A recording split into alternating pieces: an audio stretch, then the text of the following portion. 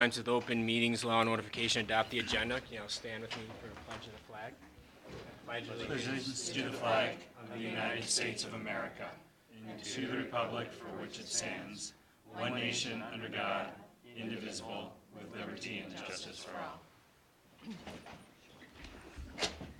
Okay, I don't see any community members in attendance, so I'm going to skip number 3 and go on to number 4, gifts, donations, recognition, student and staff spotlight. 4A is HCE PBIS.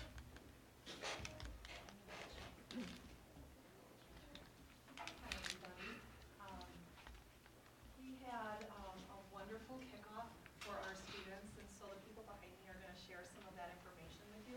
And before they share their part, though, I want to make sure you have put names to faces and faces to names. So Monica Heckenberger is our general music teacher for 1st through 5th grade.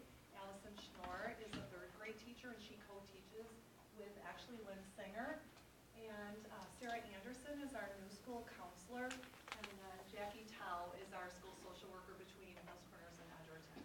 So they're here to share the kickoff information. If any of you saw the tweet, it has a little tiny portion of that kickoff, but it got great reviews, so here's the rest of what the kickoff was about.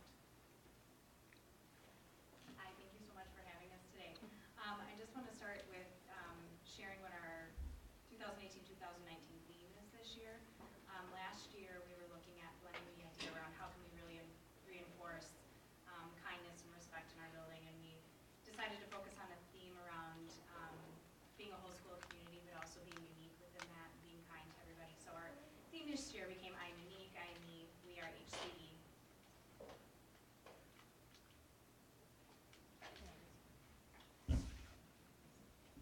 So for us, what we're looking at for PBIS. Now it's on.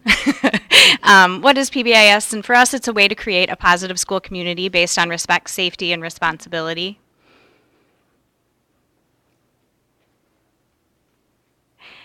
And how do we do it? Just real simple, in real simple terms, everyone at HCE follows 3 school-wide expectations to be safe, respectful, and responsible. This year we wanted to focus really on building a school community, and that's where our community t-shirts came from this year. In the past, the staff have all had the same shirt, but we really wanted everybody in the building to have the same shirt.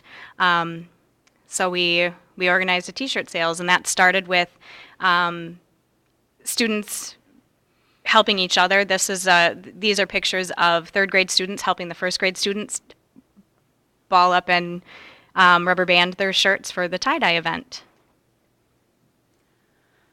So we had to get 640 plus staff members t-shirts tie-dyed in one day, so it was a bit of a logistical adventure. We did a day without specials, so rather than kids going to music, gym, art, library, we sent them outside where all of the specialists were waiting to help the kids tie-dye their t-shirts. So that's the next slide. We split all of the classes into small groups. We each took a small group and we spent 8 hours tie-dyeing t-shirts with kids from 4K all the way up to 5th grade. The end result is that every student has a shirt that is unique, but also really a reflection of our community. So it really ties into our theme. There are no 2 shirts that look anything alike, but they all have that same message, that we are HCE message on them, even though they're all unique, just like our students and staff.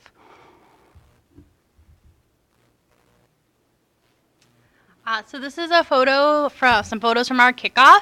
Prior to me joining the team at HCE, the past general music teacher had been teaching a PBIS song every year that have to do with the ideas of being safe, respectful, responsible, and that's something that I happily continued. But with me being who I am, I wanted to add a little bit of pizzazz. So we added group choreography and dancing. So the past 2 years, I came up with the dancing myself, but this year, since it is such a really community-based activity, creativity. I had the fifth graders create all of the movements that are in the video. They came up with all of the ideas. And it's just been a really fun and exciting thing to do. Singing and dancing together is such an organic, genuine way of building a community. So it's something that we look forward to every time we all get together in the big gym as a whole school. And then on the next slide, there's a short little clip of us rocking out in the big gym. It's a link. It's a link. I think you just click on the word. All in our tie-dye t-shirt. All in our tie-dye.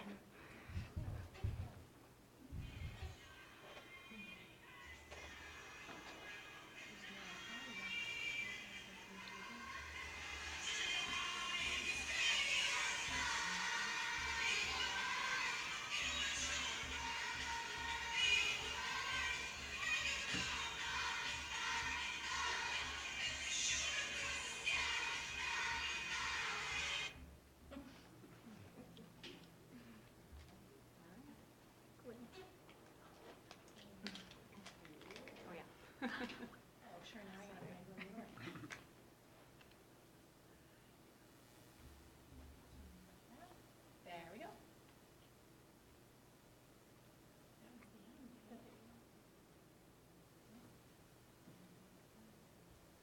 You want to go to the next one? The next slide, yeah. We also created the I Am Unique video that went along with the fireworks song that was shared with all of you, and hope you got to see that and enjoy that. And the next slide is a couple more examples of students from that video. We had the kids give us a reason why they are unique. We took pictures of that and set it to music and shared it at the kickoff. I think there's one more, a few more examples.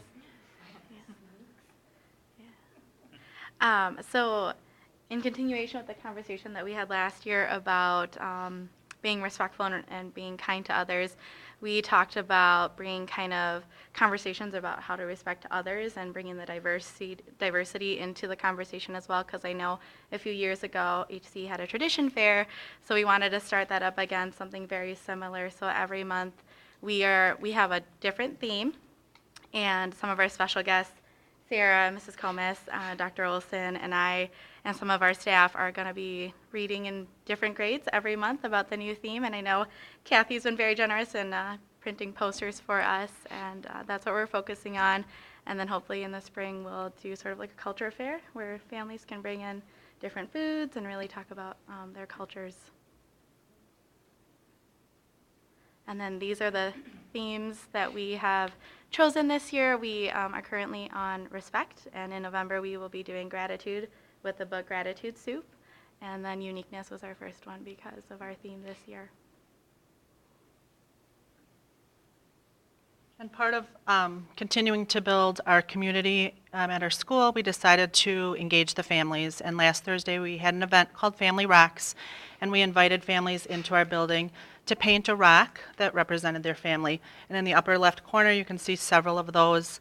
And on the next slide you can see we placed the rocks today actually in our HCE garden. So the students got to place them around, and they will be there for everyone to enjoy.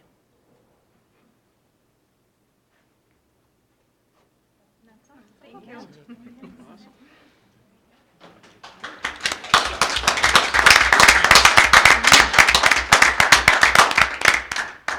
Thank you all for all your work. It's fantastic. The Thank you. video was excellent. Yeah. Thank you.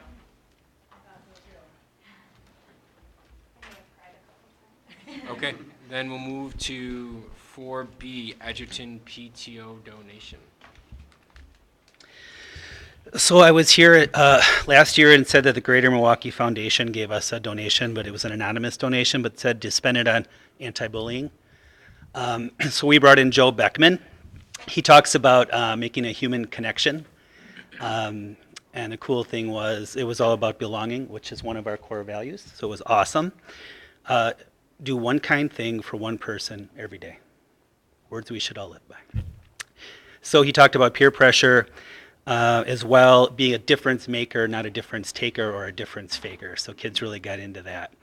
And he sent a pre-video to our kids and to our community before he showed up, which I thought was excellent, and I have never seen that done before. And he sent a follow-up video to our kids, which they really loved. And he also came and spent time at lunch with the kids as well, and really got down to their level. And the kids' eyes just light up when he speaks. So it was really wonderful.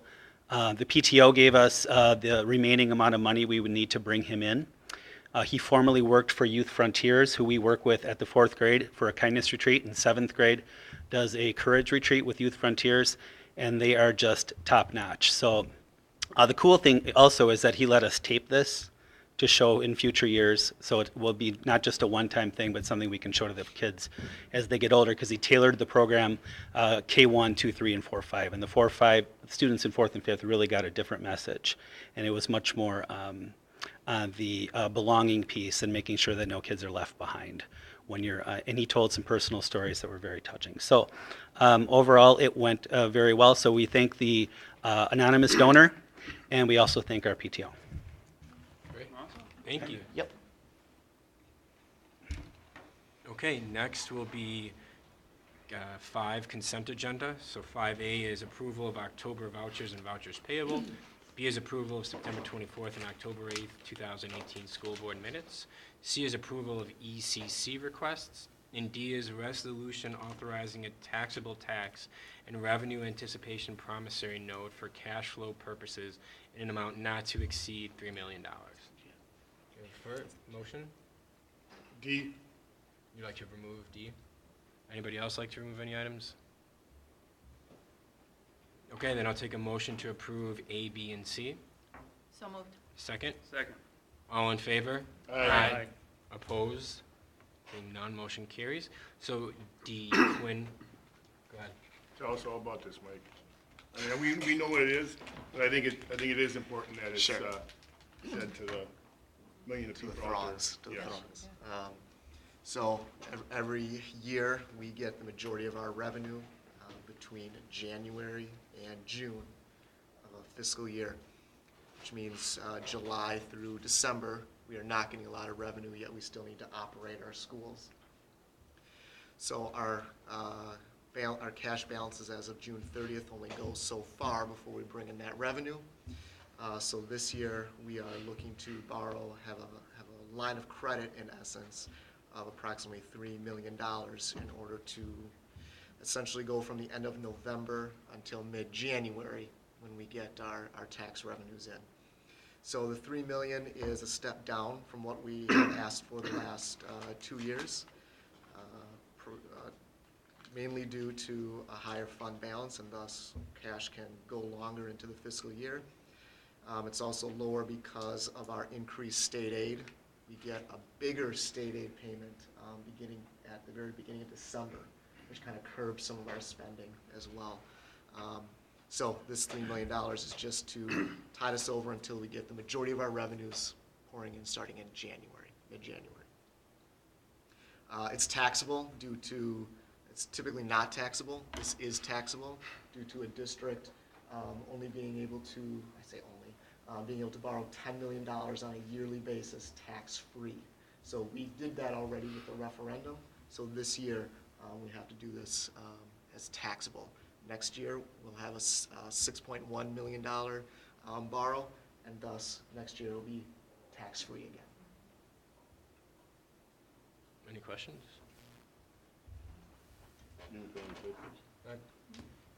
Thank you, Mike. So then I'll take a motion to approve item 5D. So moved. Second? Second. All in favor? Aye. Opposed? Motion carries. And we'll move on to 6, discussion and future action items. 6A will be sponsorship, and Dave Pentek.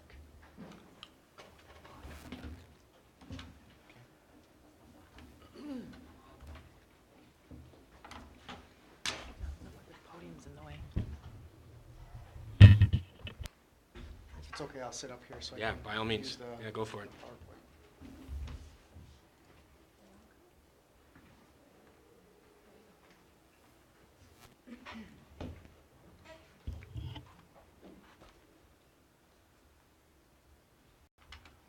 So while Dave's getting this set up, essentially Quinn had asked to have an agenda item related to the scoreboard and looking looking at that. So instead of just focusing on the scoreboard, after talking with Lisa and Mike and Dave, we decided to look overall at funding, a sponsorship program that could fund more than just a video board. In the context of this, Dave will discuss the video board as well. So at the end of this, it's not an official action. We just want to get a feel from the board if you're comfortable moving forward with designing some sort of sponsorship tier package, right? So we'll get a kind of a voice vote on that tonight, and then down the road, if it comes back as a policy or an action item once we have the plan in place. But everything in here is just an example that Dave put together. He's put a lot of time and effort into it, but just wanted to give us something to look at. So we're not going to necessarily dig into the details of dollar amounts and tiers and what it means, but just an overview of this is what it could look like, this is what we could do, and then we'll go from there, okay? Dave, go ahead. Thanks, John. First of all, thank you, everybody, for giving me the opportunity to present this to you. To reiterate what John was saying, the nice thing about a package like this that I'm kind of presenting is that there is a lot of movement and flexibility with it. By no means is anything that I've given you in your board packet via the presentation or any of the forms I've given you concrete in any form or fashion.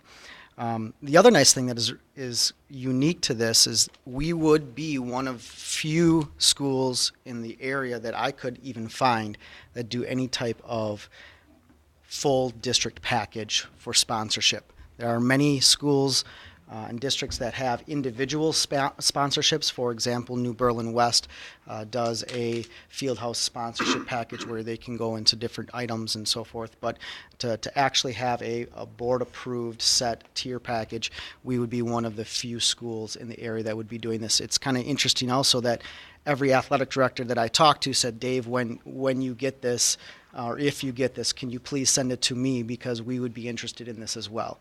And obviously, we would only share what we would want to share and try to have them scratch our back when we scratch theirs. So I'm not sure. You have all the PowerPoints that I presented. So ultimately, this is for generating annual and seasonal activity, specific funding to advance higher quality programs for our students while allowing maximum exposure to different communities, clientele. Obviously, the purpose is to generate as many funds as we possibly can. The secondary purpose is to obviously assist with demands of the budget constraints, create community partnerships for our schools, maximize exposure for local corporations, create community loyalty, minimize the amount of fundraising directed by students. And what I'm talking about that is so many kids these days are going out and selling cookies or selling candles or poinsettias or doing different types of fundraiser all the time. And if we had an actual sponsorship tier package, we could eliminate some of those because we could just go to those companies and corporations and say, hey, well, if you're interested in sponsoring or supporting our athletics or activities or our school in general, here's an avenue that you could go forward. And obviously, we want to create relationships with schools, organizations, outside companies for future educational opportunities by getting the kids in our school out to all the great community businesses that we have. It could open doors for internships or other things that we have here in the area. So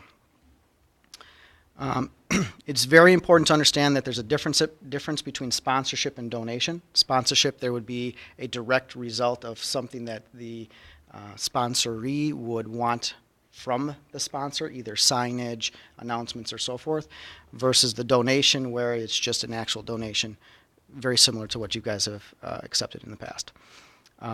It would be obviously up to the board to decide if we wanted to do local versus regional versus national. Do we want to keep our sponsorship tiers just to our school district area? Is it touching all the communities that are in our district with the Franklin, Hales Corners, and Greenfield? Do we want to do something with Southeast Wisconsin, Wisconsin in general, or Midwest?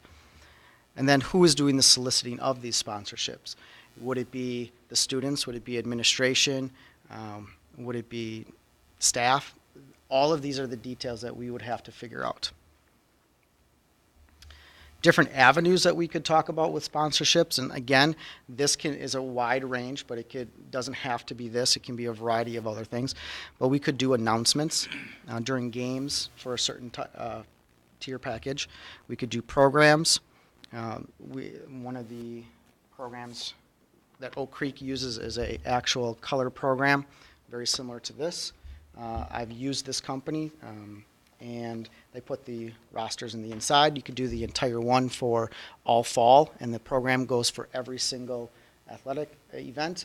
And then on the back is the sponsorship for that, whatever they choose to purchase. We could do digital media, and digital media is a broad range as well. That could be video scoreboards, and we'll talk about that in a second. It can be scoring table. There are scoring tables for volleyball and basketball that run different ads in the front. And then there's obviously website and social media and aspects like that. Where do we want to set up with that? There could be short-term signage. Short-term signage would be like banners, posters that we could put up and then take down after a certain time period. And then facility long-term signage could be a Luma board that we put on scoreboards in the field house. That would be a longer-term commitment. Obviously, you can read all of this. I'm not going to go into too much detail about that until the board makes a decision whether to move forward or not. This is just an example of potentially what we could do with different tier packages, and obviously all these numbers can change, but the descriptions is exactly what I just went over, so I just put those in there for an idea. Going back to our multimedia aspect or tier package, that kind of relates into Mr. Quinn's or Mr. Brunette's opportunity for the video board, and I just kind of want to bring a background again. So the video board specifically that we have right now on Falcon Field was installed with the field in 2010. It was used for football, boys and girls soccer, track and field, rugby, and throughout that entire season, it's about 25 times when you add up all the home events. Youth sports would only use the fixed board. Unfortunately, it did stop working in 2013, and it hasn't worked since. So we're looking at roughly 5 years now. The video board LED panels malfunctioned, ceased to work at that time. The warranty expired, and then the company went out of business. The documents that I attached in the pictures below were included in the board packet as the quotes and the actual video board options back in the fall of 2016, just for a reference. If you need anything, you can reference that. But ultimately, there are some examples of video boards if that is a way to do sponsorship. The three that I've included here, the Oak Creek is a outside facility as well as Muskego, and then the far right one is the Oak Creek indoor video scoreboard. On that, they do have sponsorship panels on the bottom and the top. The difference between Oak Creek and the Muskego is that obviously Oak Creek has a fixed board similar to what we have with the video board above, where Muskego has the entire board being a video board, and they run their promotion and sponsorships on the video board along with the LED scoreboard part of that entire video. And then the indoor video board for Oak Creek has just a board on the side of the existing scoreboard. Things to think about with video boards, the use versus the cost. Does the use outweigh the cost? For 25 times a year, and that's just an estimate, there could be a cost of anywhere to $100,000 to $150,000 and even more depending on the type of video board that we put in. Could the money go elsewhere? In the last 5 years, we've had some people express interest that, wait a minute, we'd love to see the video board up and working, but there hasn't been a huge outpour of this is horrible or anything. That you can still run a game. We have done successfully for the 2 years that I've been here without the video board. Could that money be then allocated for improvement of fixing the current scoreboard? Maybe potentially removing it and putting different lights, maybe putting a slide for flash or a nest or something like that for flash. It could be for the turf upkeep. Currently right now our turf will probably need to be replaced in about 4 to 5 years. We might be able to stretch it out to 5 years, but we're looking at 4 years. Track resurfacing is about the same time. So what are we doing to potentially have funds ready, start thinking about that now, so that when that time comes, I don't have to come to you and say, by the way, I'm going to need, $300,000 to do turf and a track or something like that. Lockers for Falcon Field locker room. It could be improving the sound system for Falcon Field or the indoor sound system. Storage cages underneath the bleachers. Potentially putting money towards a turf infield for softball and baseball. Moving to spring with baseball, obviously there's going to be weather constraints, and it would be nice to have turf for softball and for baseball. And then just any basic sport-specific needs. The other major constraint that I find is the production, the operation of the video boards. In the past, there has been a social media class that was kind of directed towards that, and currently right now we do not have that. There are video board packages that include curriculum, an entire book of curriculum that we could theoretically teach. There are boards that are mixing boards and directing boards and all that's included with the video boards. However, we just don't have the class right now. We don't have the staff members that are confident enough to actually teach that type of production. Obviously, we would love to see the shock and awe of a video board and the sponsorships, and this is all great because it brings a collegiate atmosphere. You can actually have more advertising on a video board. So even though that you put the front cost up there, you could generate more funds from the sponsorship because of that video board. The other nice thing, which I didn't even realize at the time, is that our video board technically is visible from Highway 43. And just like the video board that you see above it, the scoreboard, we could have ads running on that video board the entire time. Now, Non-event time, what's that? when the game's not going on, Yes. you're talking. Yep, it could be going all night long, all weekend long. There's a variety of different options that we could do with that.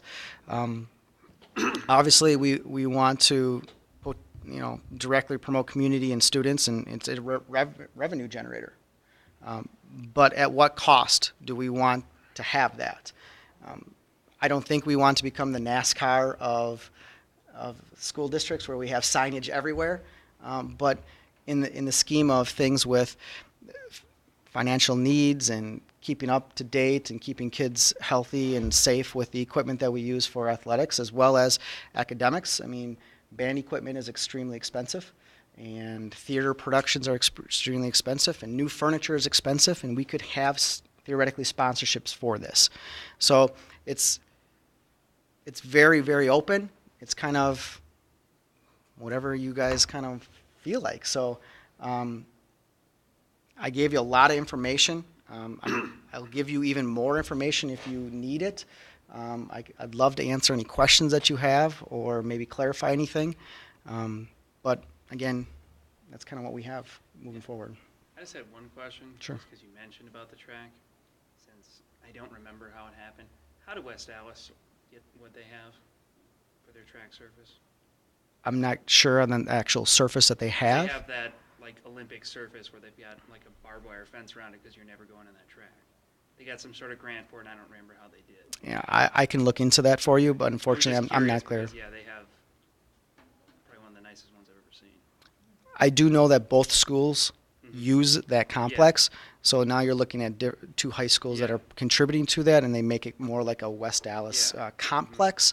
But I would have to actually talk to the ADs of both and to the schools and find out more about, but I can definitely research for that for you. Okay. Well, thanks for the report. It was all-encompassing. Very good job. I appreciate it. So have you talked to, I know the video board from Muskego you just showed is brand new this year, but have you talked, like Oak Creek's been up and running, have you talked to them to see how they do the content? Yes. I actually went over to Oak Creek and met with Scott Hollers, the AD, and the entire video board is run by their class. They have a actual staff member that does a multimedia class. The students come to every single game. They have students on fixed cameras, mobile cameras on the ground. They do pre-game and post-game interviews. They have, if you ever I'm not sure if you're familiar with like ESPN, where they have pregame stuff where they have a guy like throwing a football to themselves and kind of doing the Heisman pose, like Monday Night Football kind of thing. They do all of that in a green screen in a classroom. And he took me into the classroom, and all of the digital aspect of the boards and some computer screens are provided by the video board company, but it comes down to having the personnel and the students to run it, because he does not actually go out and find somebody. I would have to find currently right now somebody that is willing to volunteer or try to ask Mike for more budget money for personal services to have somebody come in and run it. But if we did decide to go that way, it would take a little while to get up and running anyways, and we could probably get It could, yep, the classes going if needed. yep. And how many kids do you know how many kids were in the class, taking the class? It depends on semester to semester, but they average anywhere from 20 to 26. They have it's a very, Now, very they're big crew. probably twice the size of us as well. Correct, yes, yes. Now, with the company that they used, their school board actually required to have the donations secured and contracted out, and commitments from those people prior to them even approving the board. So that means they went to the sponsors, say Midwest Orthopedics, and said, are you willing to pay this much? They said yes, and by the time they had 12 sponsors paid for that entire board. Now that board also included the indoor board that you see on the far right. We wouldn't have to do that. We could do it a variety of different ways, but the company that worked with them also works with the school district to go with them and talk to the different companies and try to say, this is what we will do for you, figuring out the verbiage of the legal contracts. They talk about coming back and making sure that we are doing our part by making sure that all the advertisements are up and so forth. So they do a due diligence, with making sure that the advertisers are getting what they need. So, but that's that one company. There are other companies out there. Do you know? The That company that does the, No, they're actually out of South Dakota. oh, Yeah. okay, thank you. So, the sole purpose of doing a sponsorship package would not be just for the video board. Correct. This is this hopefully ongoing sustainable idea. Correct. So, I'm getting the impression that this is only for sports. No. By no means this would be just for sports. Okay, because when I'm looking at some of the examples of where we could place these sponsorships, they seem to be relegated to sporting events only. Well, that's why Dave mentioned, like, if we do a production or band concerts, I mean, there's other ways to do it. Right. Again, Quinn asked for the video board, so we tried to tailor it to that. But no, it would be more than just athletics. It would be across the board.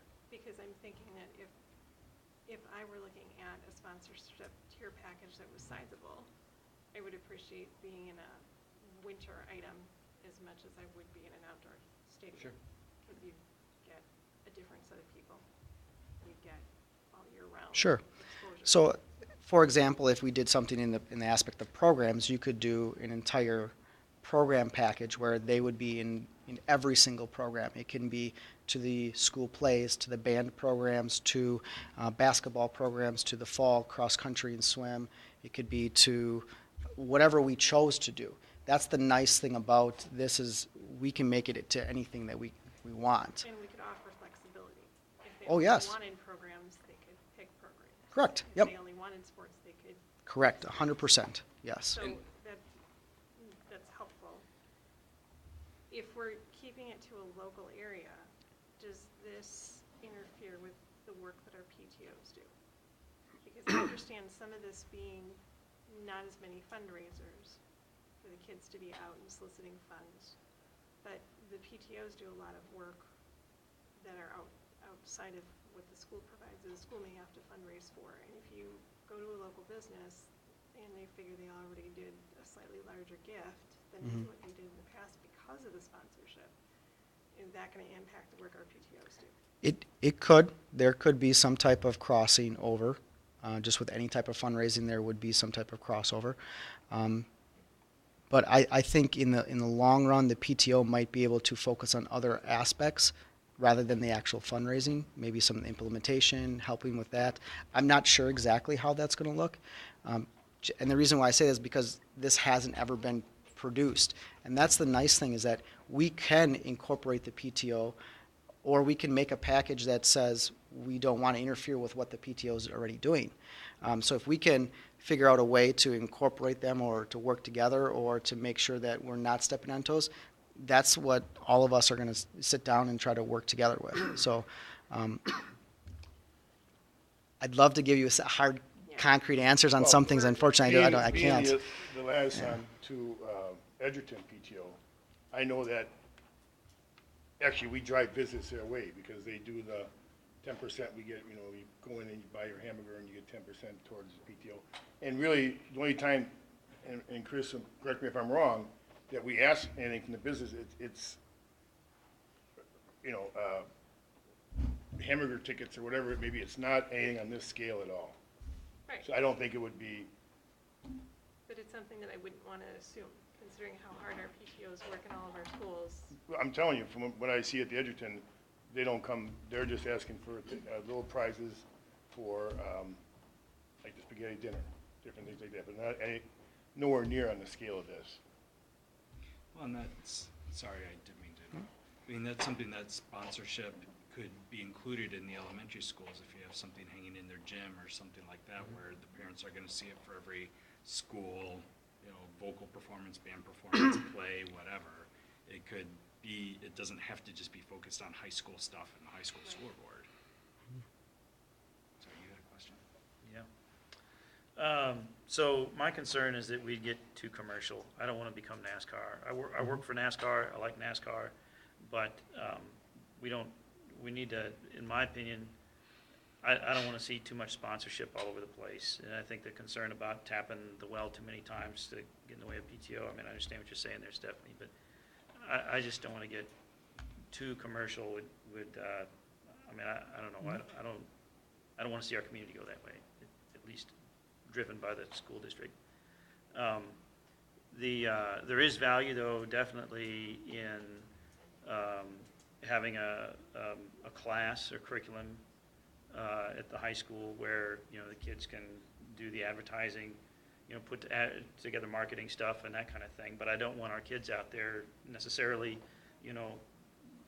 knocking on doors trying to solicit for part of the district budget. I don't think that's right. So you got to, work it somewhere. But if there's advertising to be put together for, a 15-second clip on a video board, if we have one, then have kids in a class doing a production on that could be quite useful.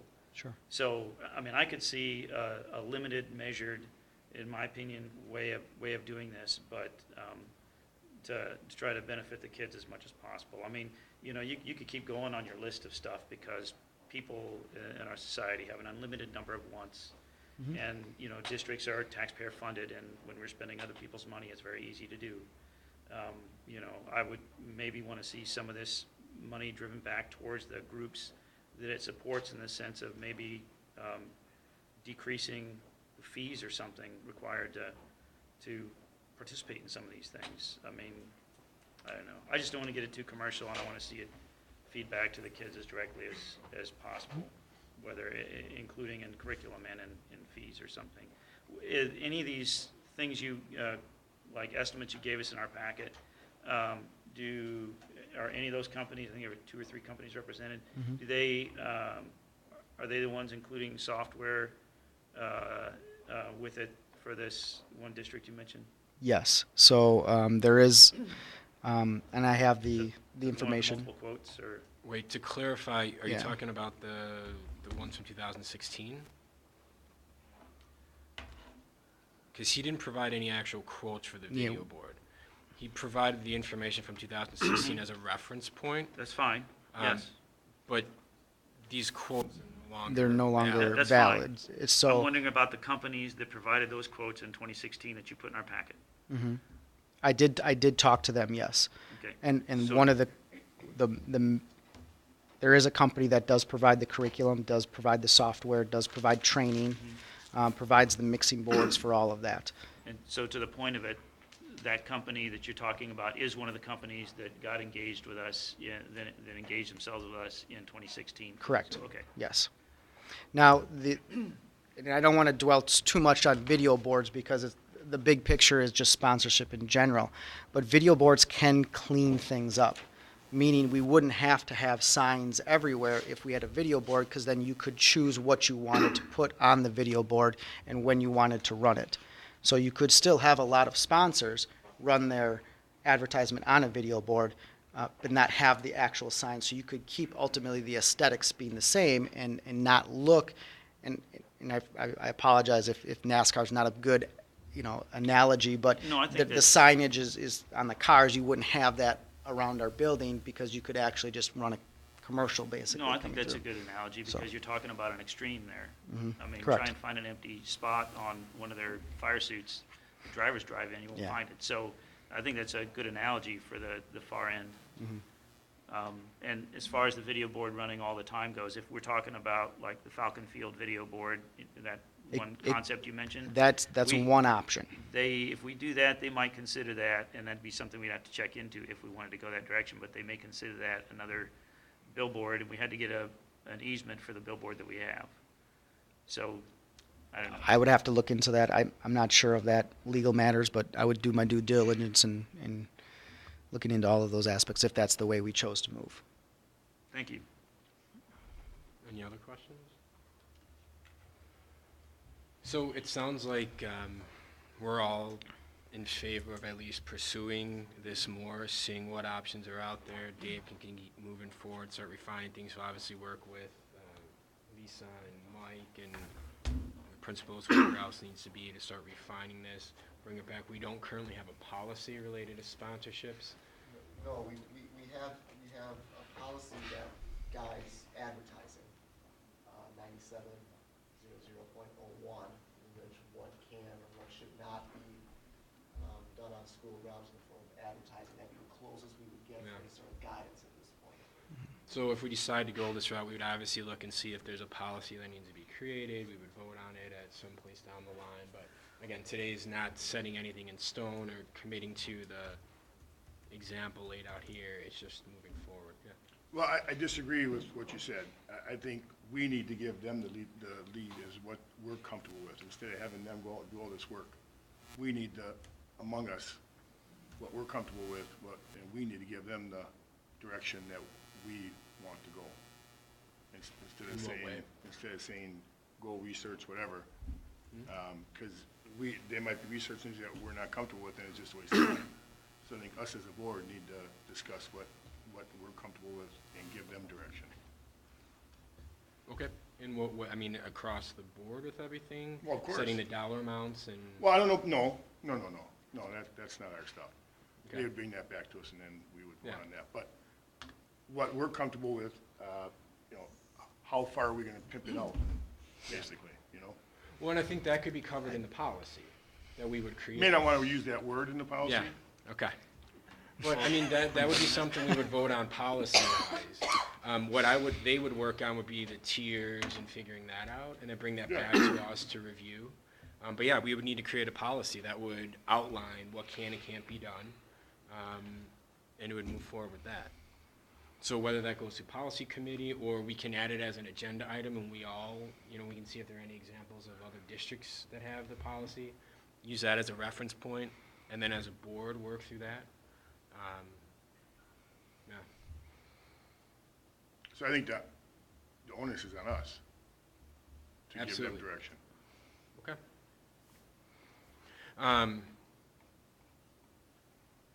So at this point, we are comfortable going forward. If you can get that information that Kevin asked for. I was just curious. Yeah. If you, because I said they have like the track they use in the Olympics where it's 2-layered track. Correct. And they got some sort of grant from the state or whatever organization to get it.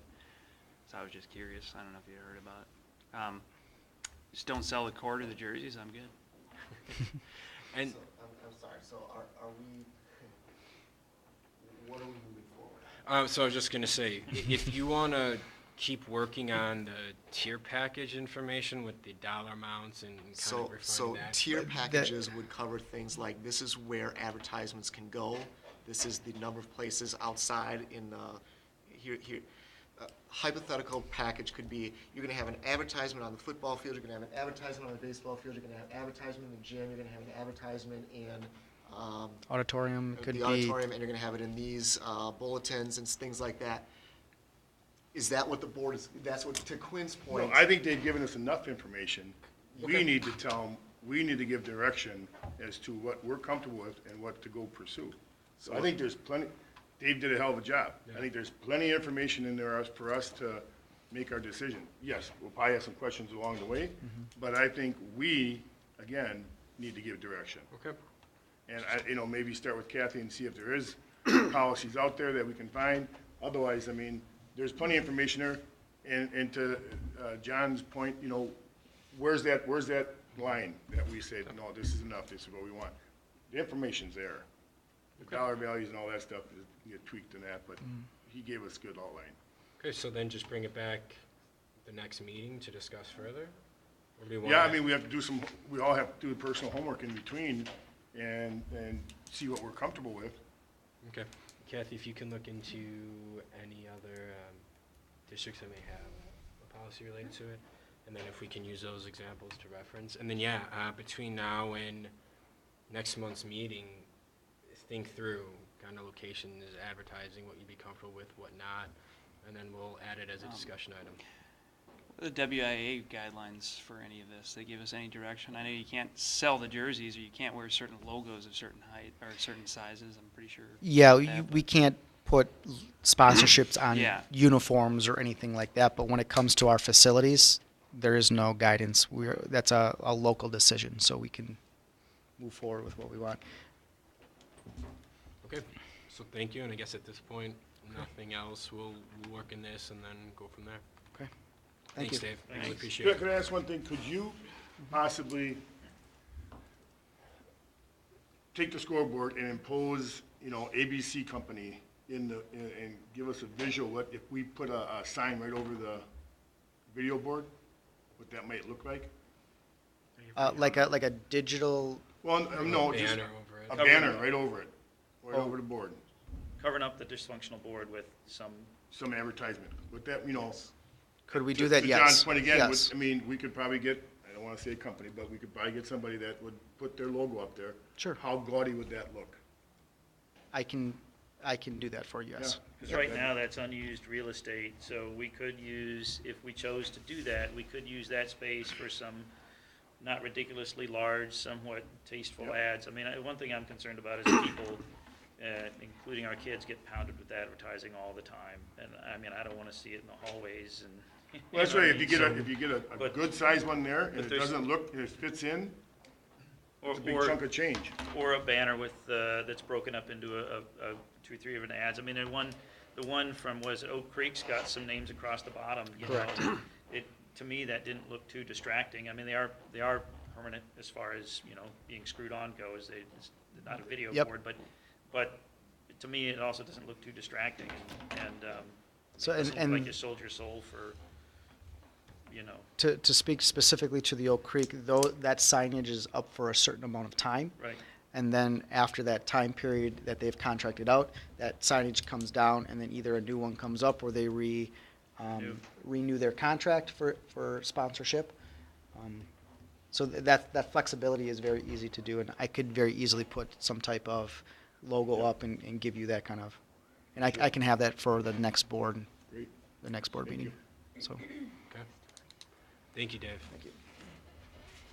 Okay, next item is 6B, board participation in legislative advocacy.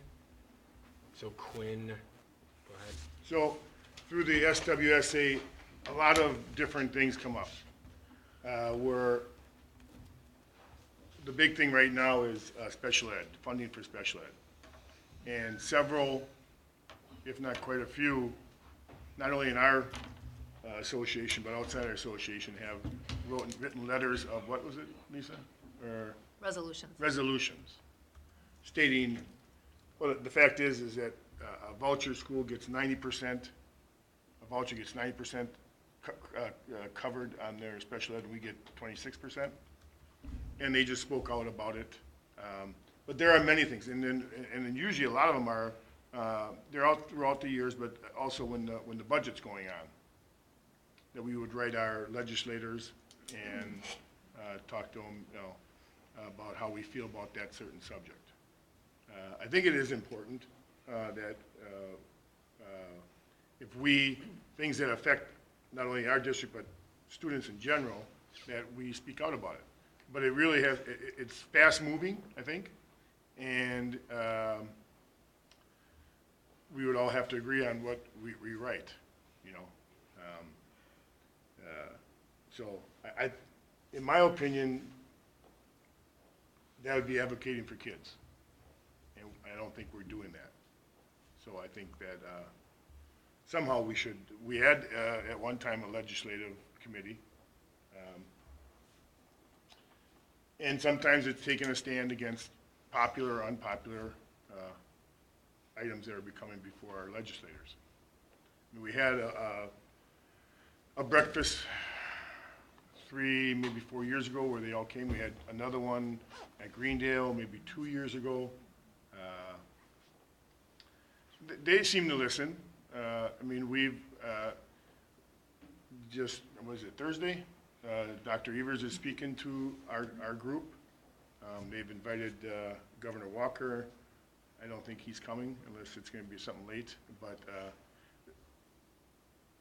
this SWSA does have, I don't want to say pull, but it has good relations and good ways to get into where they need to get their point across. And I think I personally think that we should use that. But it would have to be a board decision, and it would be work. It would be work involved for all of us. So the SWSA itself has a collective legislative agenda where they have 6 priorities that they as a group advocate for to keep it focused. Some of the other school districts, so this was 2 weeks ago, October 9th meeting. I'd say probably at least half of the districts that belong to it have their own then local legislative agenda. So they usually take the template that is here from the SWSA group and decide locally, do we agree with any of those and which things can we get behind? Because understand there are some things that impact different districts differently, right? So you talk about revenue limits or you talk about different things, and that's not across the board. So one district may say that's not something we're going to support. But there are some things looking at the legislative priorities, for example, unfunded mandates, right? The more mandates they come, and anytime they keep adding another mandate that comes unfunded. And so if that becomes a legislative priority with your school district, we know as soon as some legislation comes out with that, we're going to say that here's another mandate that's unfunded. Come on, we can't continue to do that. So locally, we'd have to decide, and often, is that really an impact for us, right? So I would say right now the state's funding at 24.8% of special education funding. There are some districts that said, yes, we're going to pass a resolution that we believe it should be what the law says at 2/3. There are some other districts that are saying, well, of course, however, where would the money come from that would now all of a sudden support the 2/3? Because there isn't a magic money tree, and if now they're going to take it in from categorical aid or whatever else they're going to do, maybe that isn't something we'd support, because we can't put all these caveats on, we'd support 2/3 funding if you didn't do this, this, and this, and this, and you came up real money and took it away from roads in the state or something like that. So there's some districts that said we will not do a resolution because of that. So I think locally what happens is once legislation is introduced, we don't have a lot of time to act, and they listen to their constituents, and if we don't have a stand on any of those, or say, we can just say we're not going to get involved in that because that's not one of our 2-3 priorities, but if we feel very strongly about certain things, we would already have that set up so when legislation starts flying, and we know the history in this state recently has been to add legislation to the budget bill. Like it or not, doesn't matter your political party, that's become the trend in the state of Wisconsin, that a lot of legislation gets passed within the budget. And this is a biennial budget year. So we can expect this spring to have some fast and furious legislation like it always does in the 11th hour. And if we don't necessarily have hey, we're not going to get involved because for us, that's not a priority, right? So when we're negatively aided, for example, TOSA contacted certain districts around here because they wanted legislation for those of us that were negatively aided. that if you went to referendum, you actually were, we were getting punished more than any other districts depending upon that. So he was trying to create legislation with Representative Kayanga on, like, you shouldn't be penalized for a referendum. So we can decide and use SWSA's legislative agenda as a guideline. We can say there's only one priority that we have, and we feel very strongly, no matter how you look at it, we just don't believe in unfunded mandates. We believe in local control. We believe in, whatever that is. So it's worth a conversation. We can bring SWSA, just finalize what their legislative priorities are. We can take a look at it in advance, come back and say that's, if it's questions whether fiscally would we want to support that, because that could negatively impact us, and it could be one of our neighboring districts actually likes that because just how their school district is. So we know that Greenfield just implemented all-day 4K. So they obviously are advocating for a lot of the early childhood things. There is some legislation looking at full-day 4K in terms of pupil count. Right now it takes 3 years at half-day before you can even recognize that. That's going to be a strong legislative priority for them when they see that coming up, because that's for their district, they would benefit. There's no loss on that at all. So I think that it's worth the conversation. So all of a sudden it comes up and then we're like, well, I don't know, do we support that? Do we not? We really don't have a priority. So it's what things do we have a consensus on that we know enough about that we can say yes when legislation comes up there.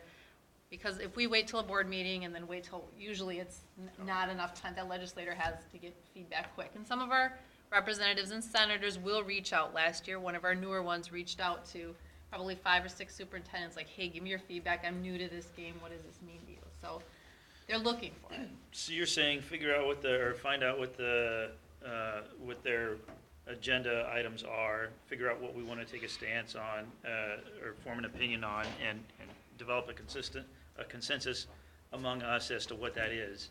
And then when something comes up, we already have a thought to express.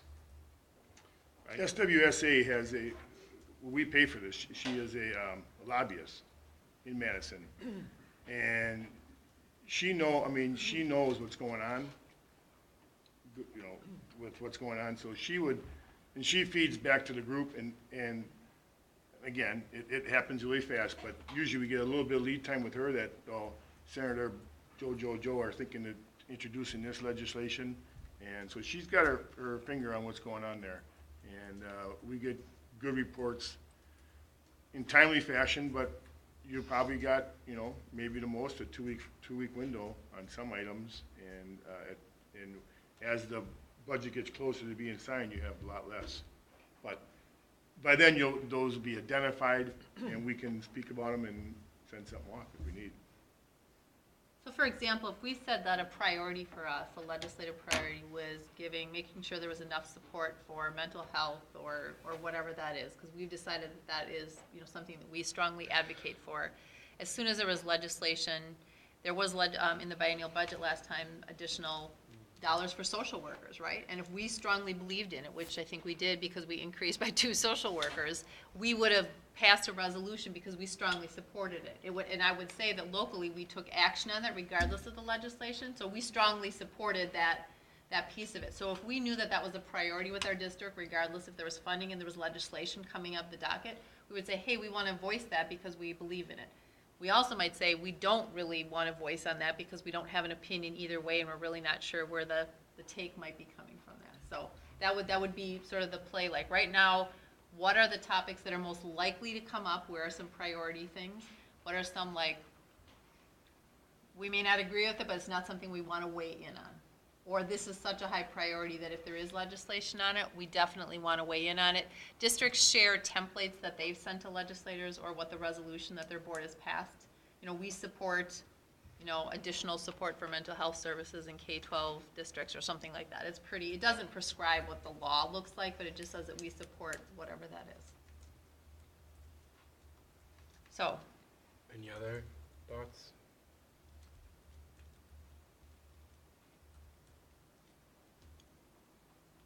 Well, a couple of years ago, several years ago, I don't remember how many years ago it was, we talked a lot about doing this too, and we kind of talked about it, and it kind of never got off the ground.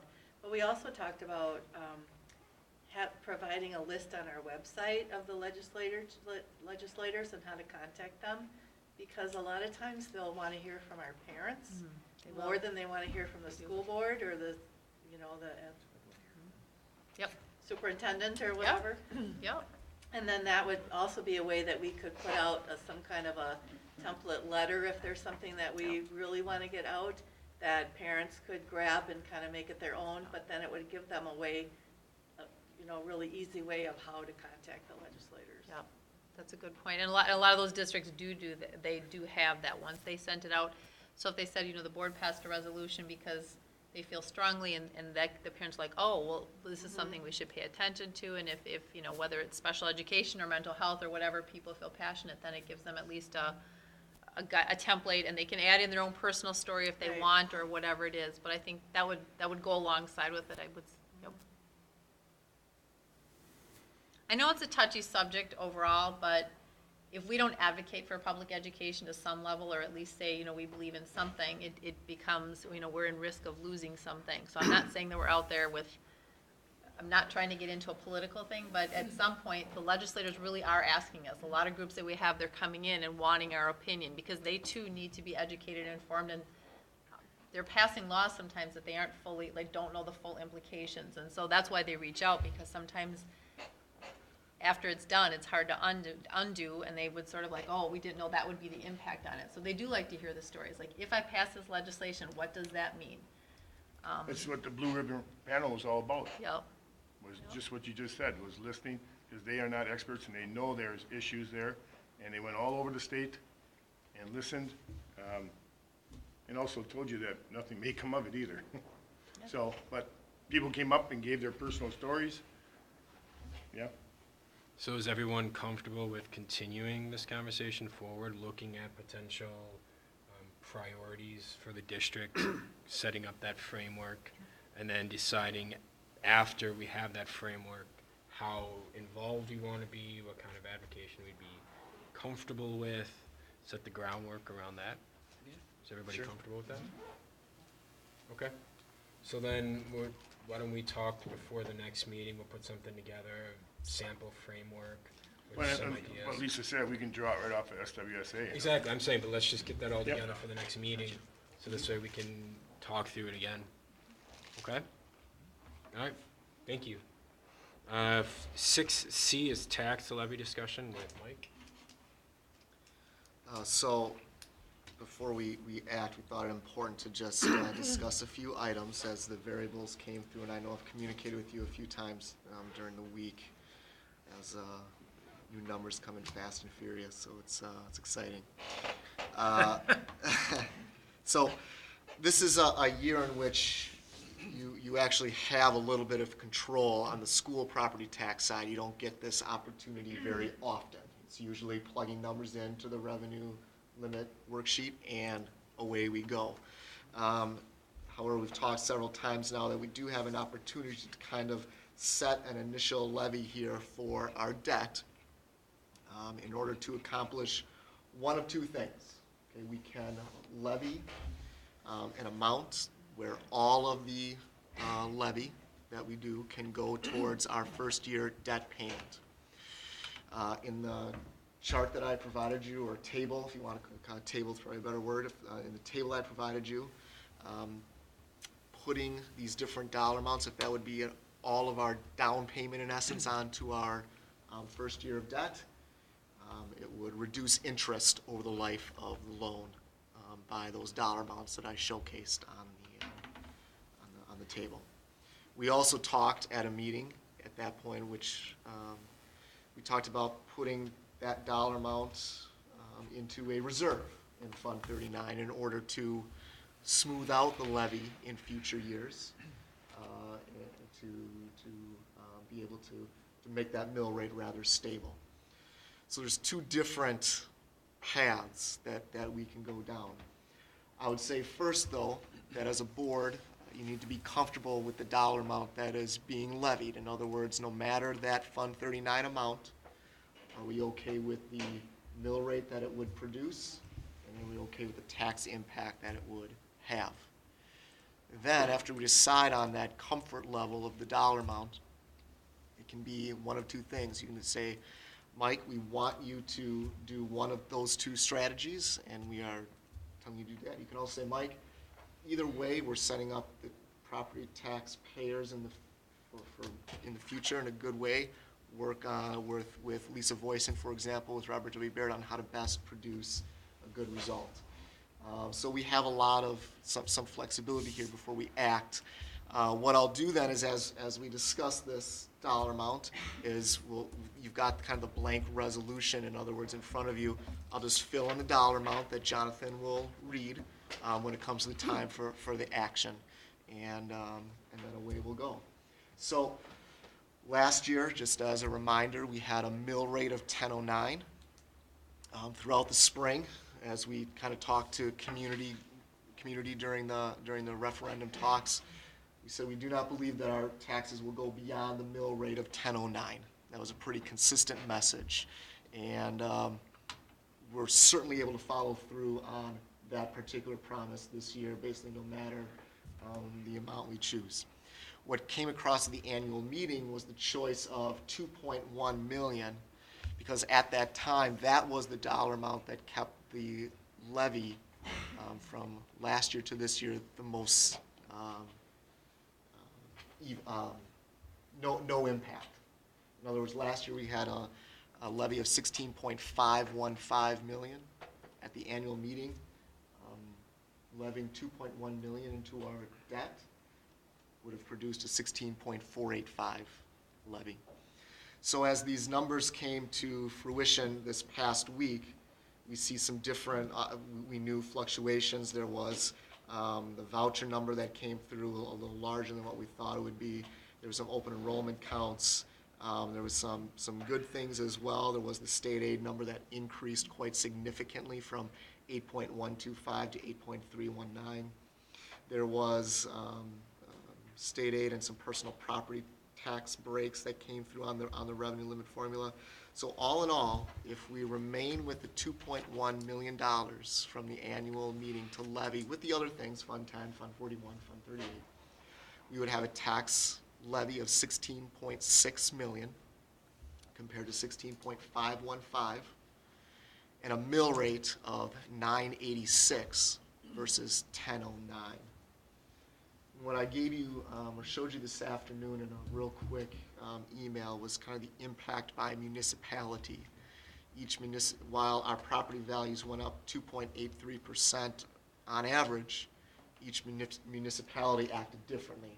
Right? Greenfield, I think, went up the closest to the state average, which is they went up 3.91%. Hales Corners was up 1.7.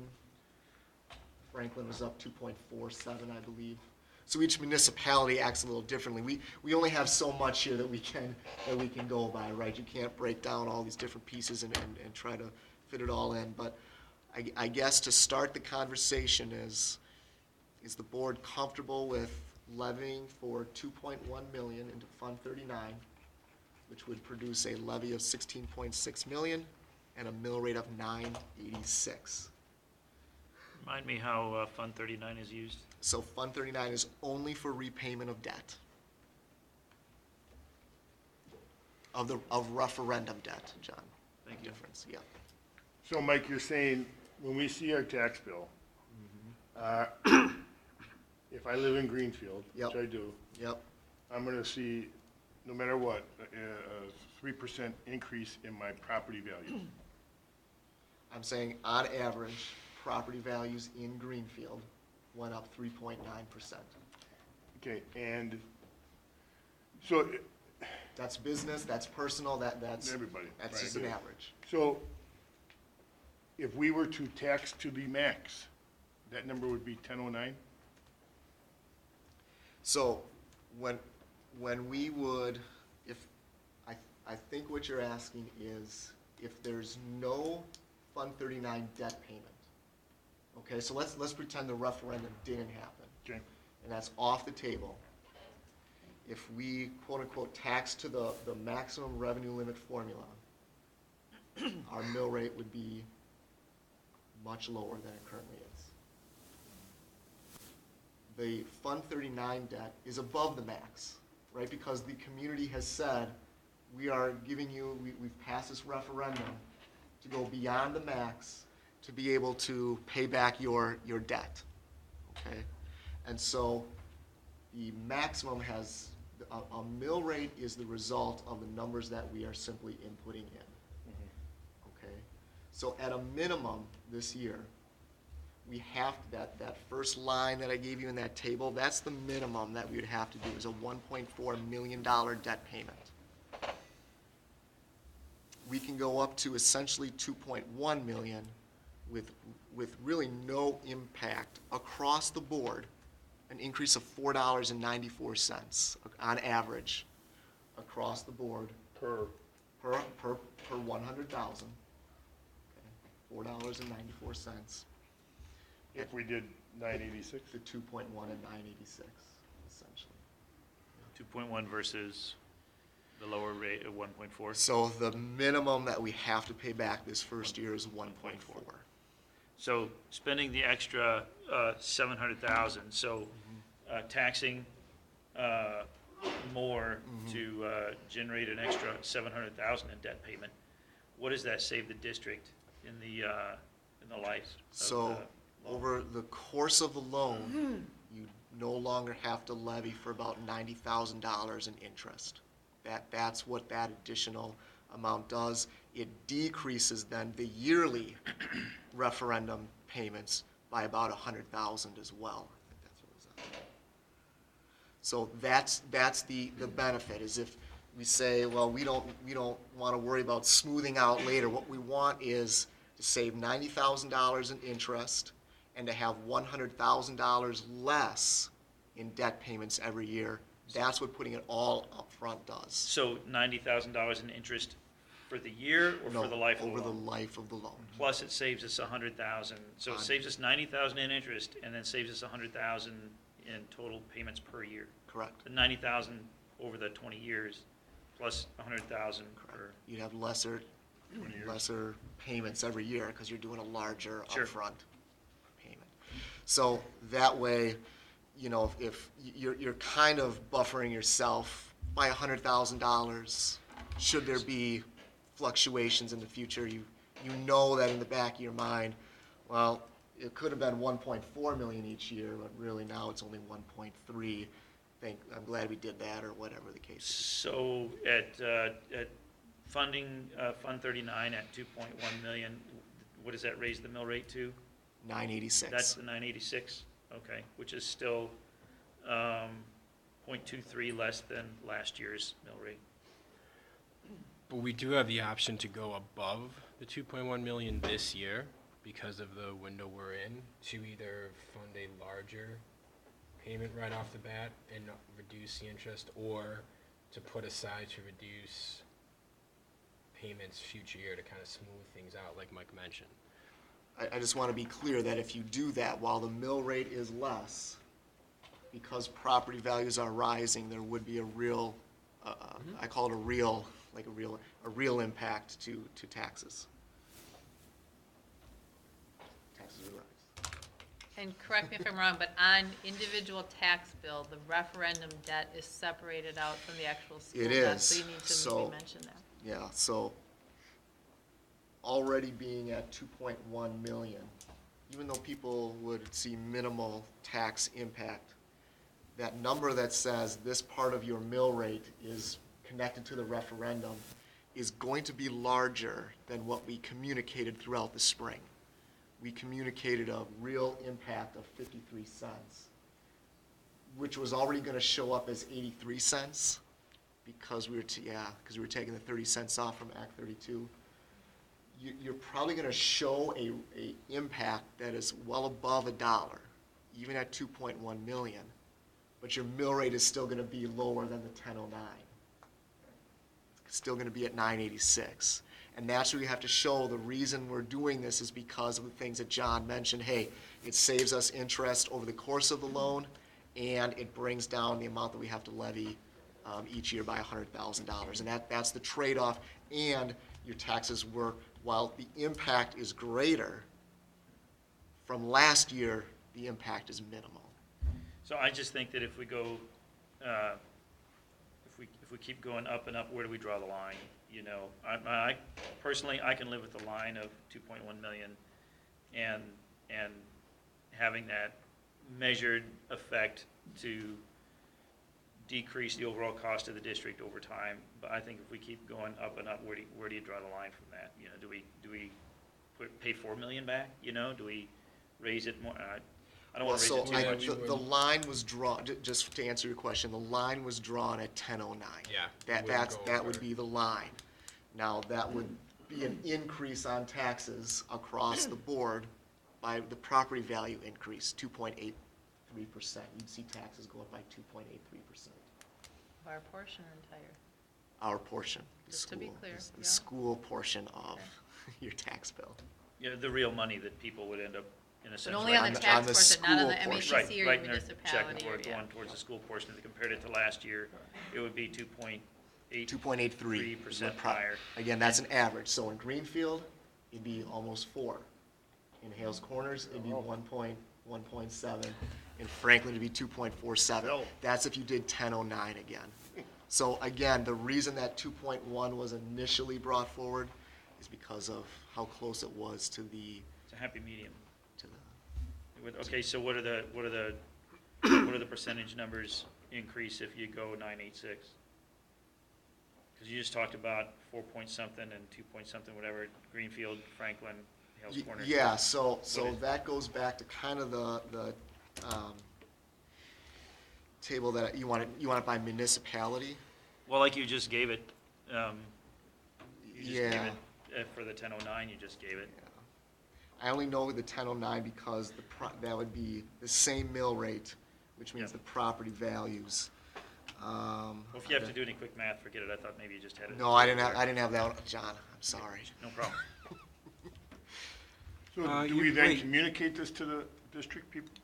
Yeah, I don't see why we wouldn't on the referendum page to say, here's what we did. I mean, we've kind of had a consistent message, I think since the spring, that this is a real possibility, that our state aid is going to be higher, that we are going to take advantage of that state aid by saying we can do some really flexible things here with our first year debt payment. And I think in the window, we put out a communication that said, you know, we're willing to go all the way up to 1009 for a mill rate if it means having some of these additional benefits of less interest and smaller payments in the future. So it's been out there a few times now that when we pass something tonight, it can certainly be another communication on our website. And even in the window when it comes out again in the. I think that's really important. Before their tax bills hit. And so that common guy can understand, not number geek. Yeah. It's harsh, man.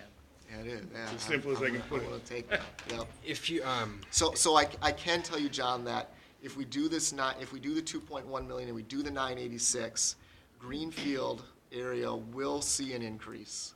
Hales Corners will see a decrease. This is on average, and Franklin will be relatively the same. and if But you have to look at the other side, your property value. Went up. If you're selling, that's fantastic. Or if you're thinking about, I mean, all this, there's a lot. Yep. And if you look back, Mike sent an email on October 15th that broke down if we went up by certain thresholds, you say an extra 100,000 each one, the amount of interest we would save. Yeah, there was the new one. What's that file called? I've got them all right here. It's an October 15th email.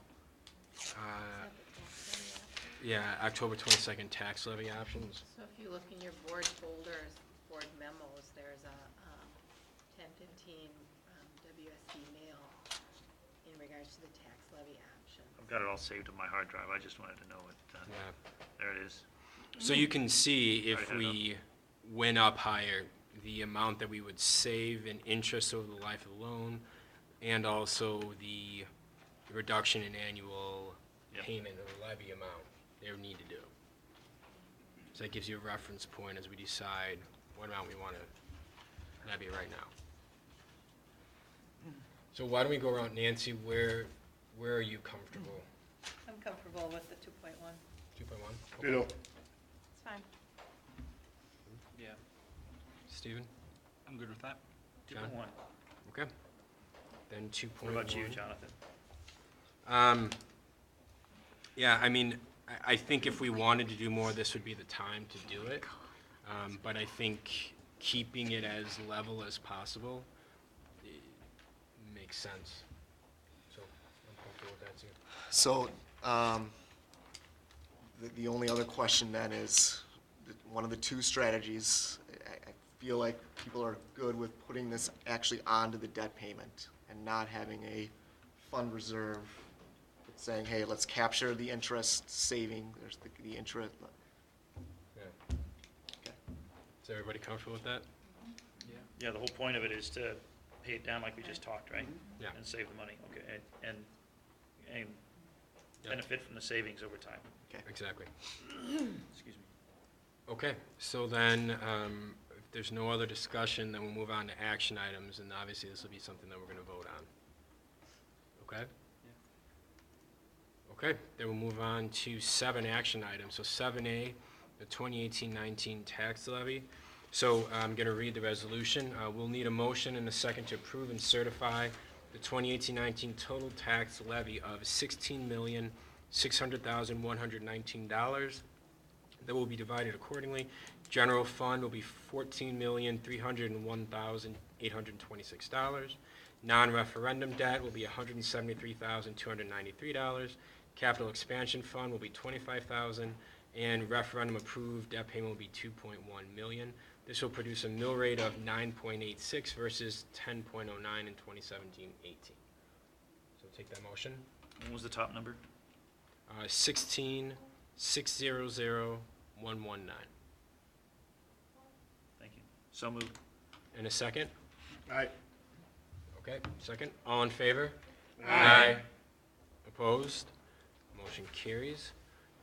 Then we'll move on to B, the 2018-19 original budget. I'll take a motion to approve. So moved. Second? Second. Okay, any discussion before we complete the vote? Any questions? Okay, seeing none, all in favor? Aye. Opposed? All right, motion carries. Move on to 8, reports. 8A is microcredential CBAM. Right. Can I get the dongle? Oh, yes. I want to see what that acronym is. Maybe easier to go around that way. Well, I mean, you can hand it to me, I can hand it to him.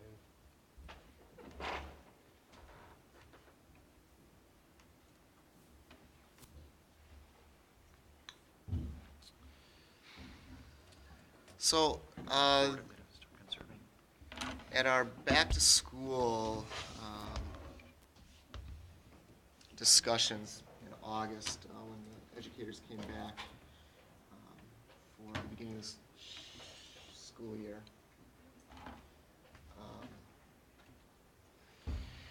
Dr. Olson, I'm just going to sit here since I've got. Dr. Olson talked about doing a better job as a district of kind of getting a sense of where our staff is and feeling about different initiatives and things that are put forth on a yearly basis. And throughout the summer, we had talked about some ways in which we could go about doing that and getting that feedback from our staff about changes and things that are going on continuously. And so what we looked into, and what was brought back to our administrative team, was something that's called the Concerns-Based Adoption Model Survey. It's meant to be given to specifically educators to get a feel for where they are in their level of concern with particular initiatives or different things that are being brought up as far as continuous improvement on a yearly basis.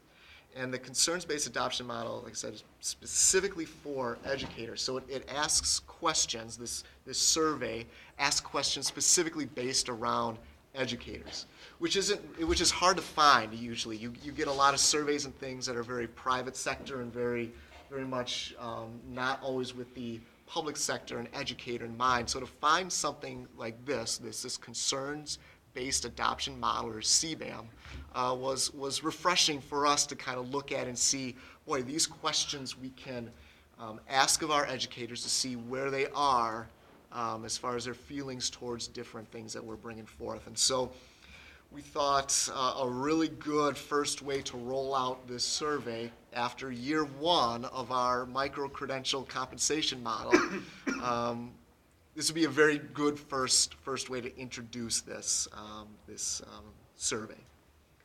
And so what we got into, or what we ended up doing, is administering this to all of our staff. Now, we got about 107 participants, but I'll get into that in just a second. So what I wanted to remind the board on, or not even the board, but just everybody, is this micro-credential compensation model, now that we've completed a full year of it, and we've seen it now in action for over a year, and had multiple cycles now.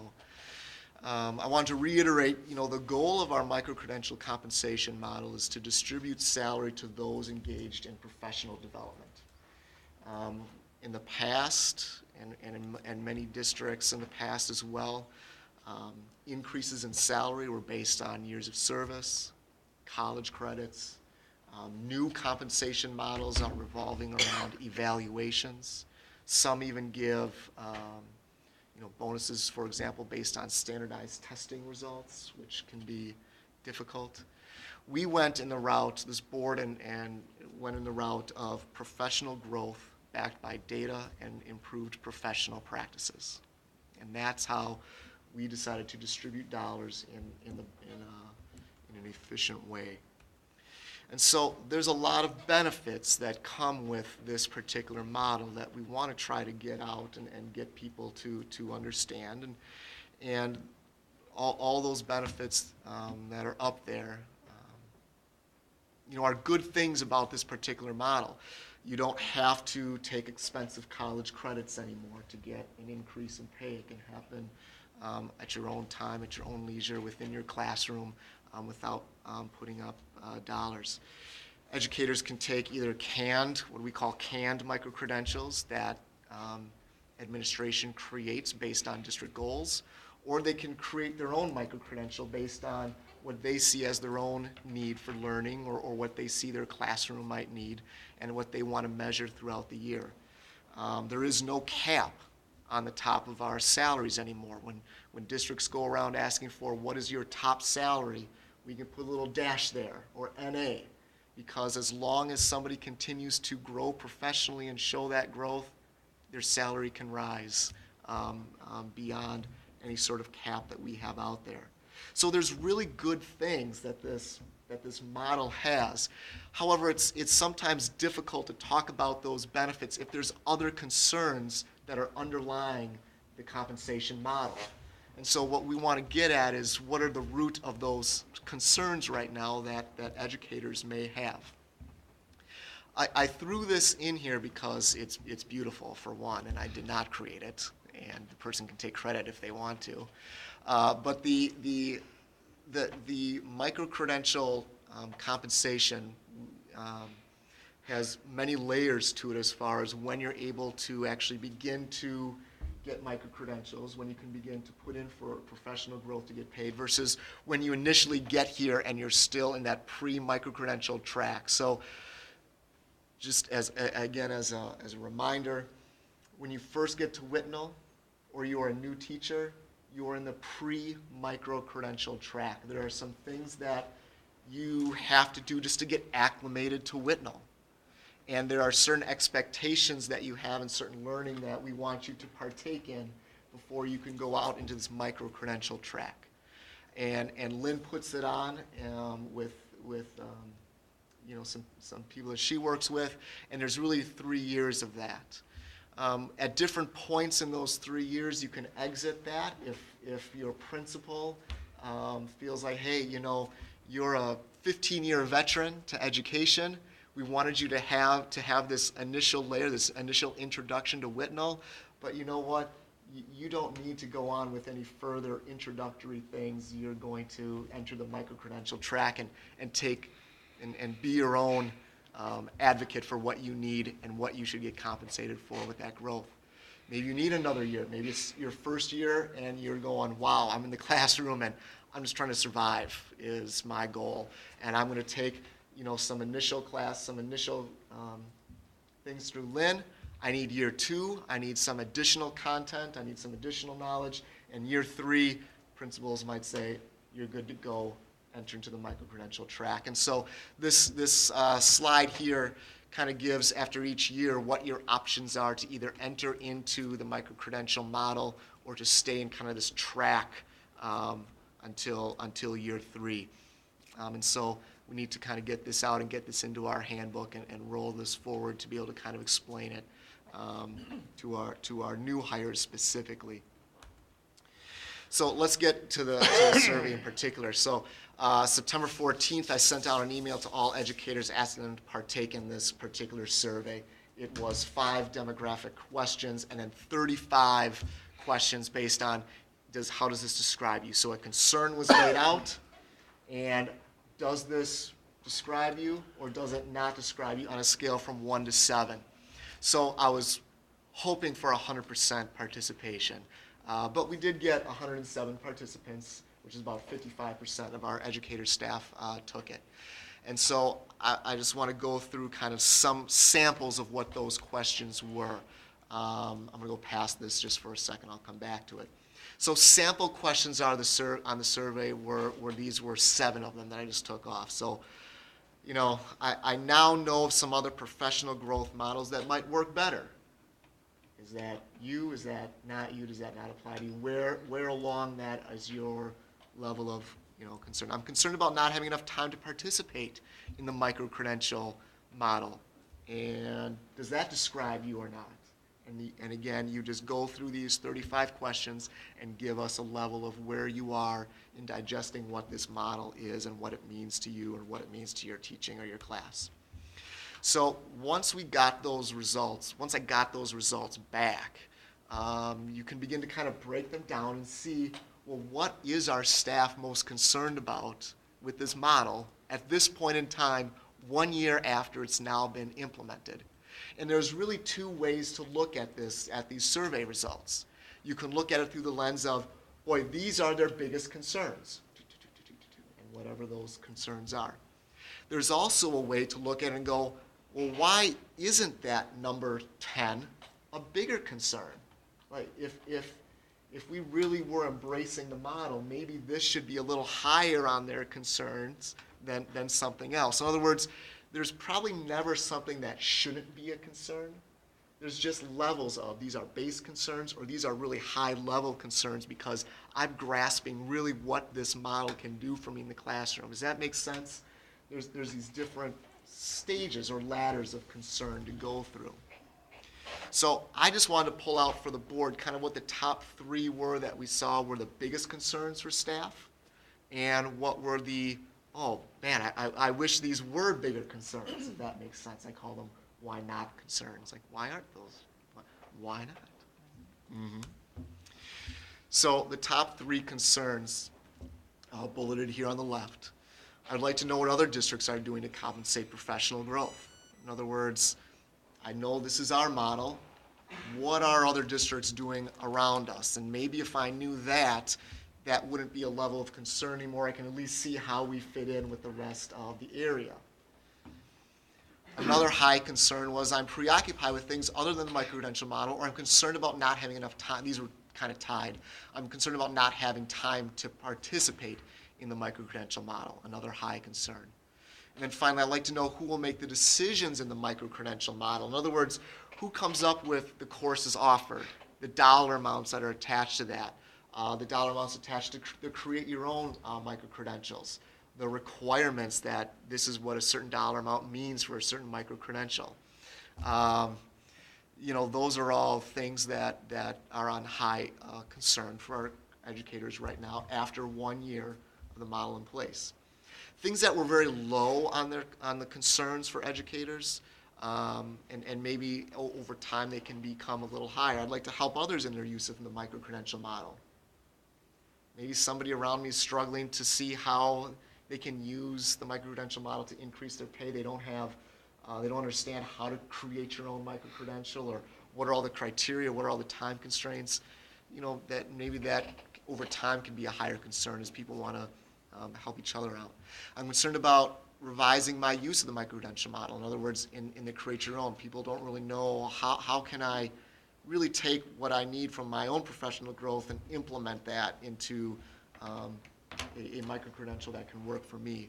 I'm concerned about evaluating my impact on students for either verification of micro-credentials or once I've completed a micro-credential. In other words, once I've completed a micro-credential and you've got that tool or that skill in your back pocket, how can you continue now to evaluate whether that skill is helping out your students? That we'd like to see as a little higher concern over time, and get that stage of concern higher for that one because maybe some other concerns have been knocked out.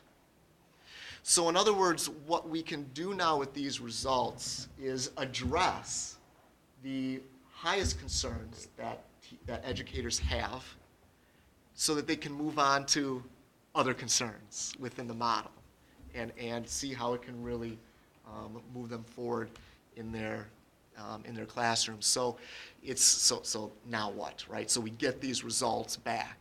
So now it's clear that we have to do some sort of comparison of what other districts are doing, at least some sort of graphic or major contributors to wage increases in surrounding districts.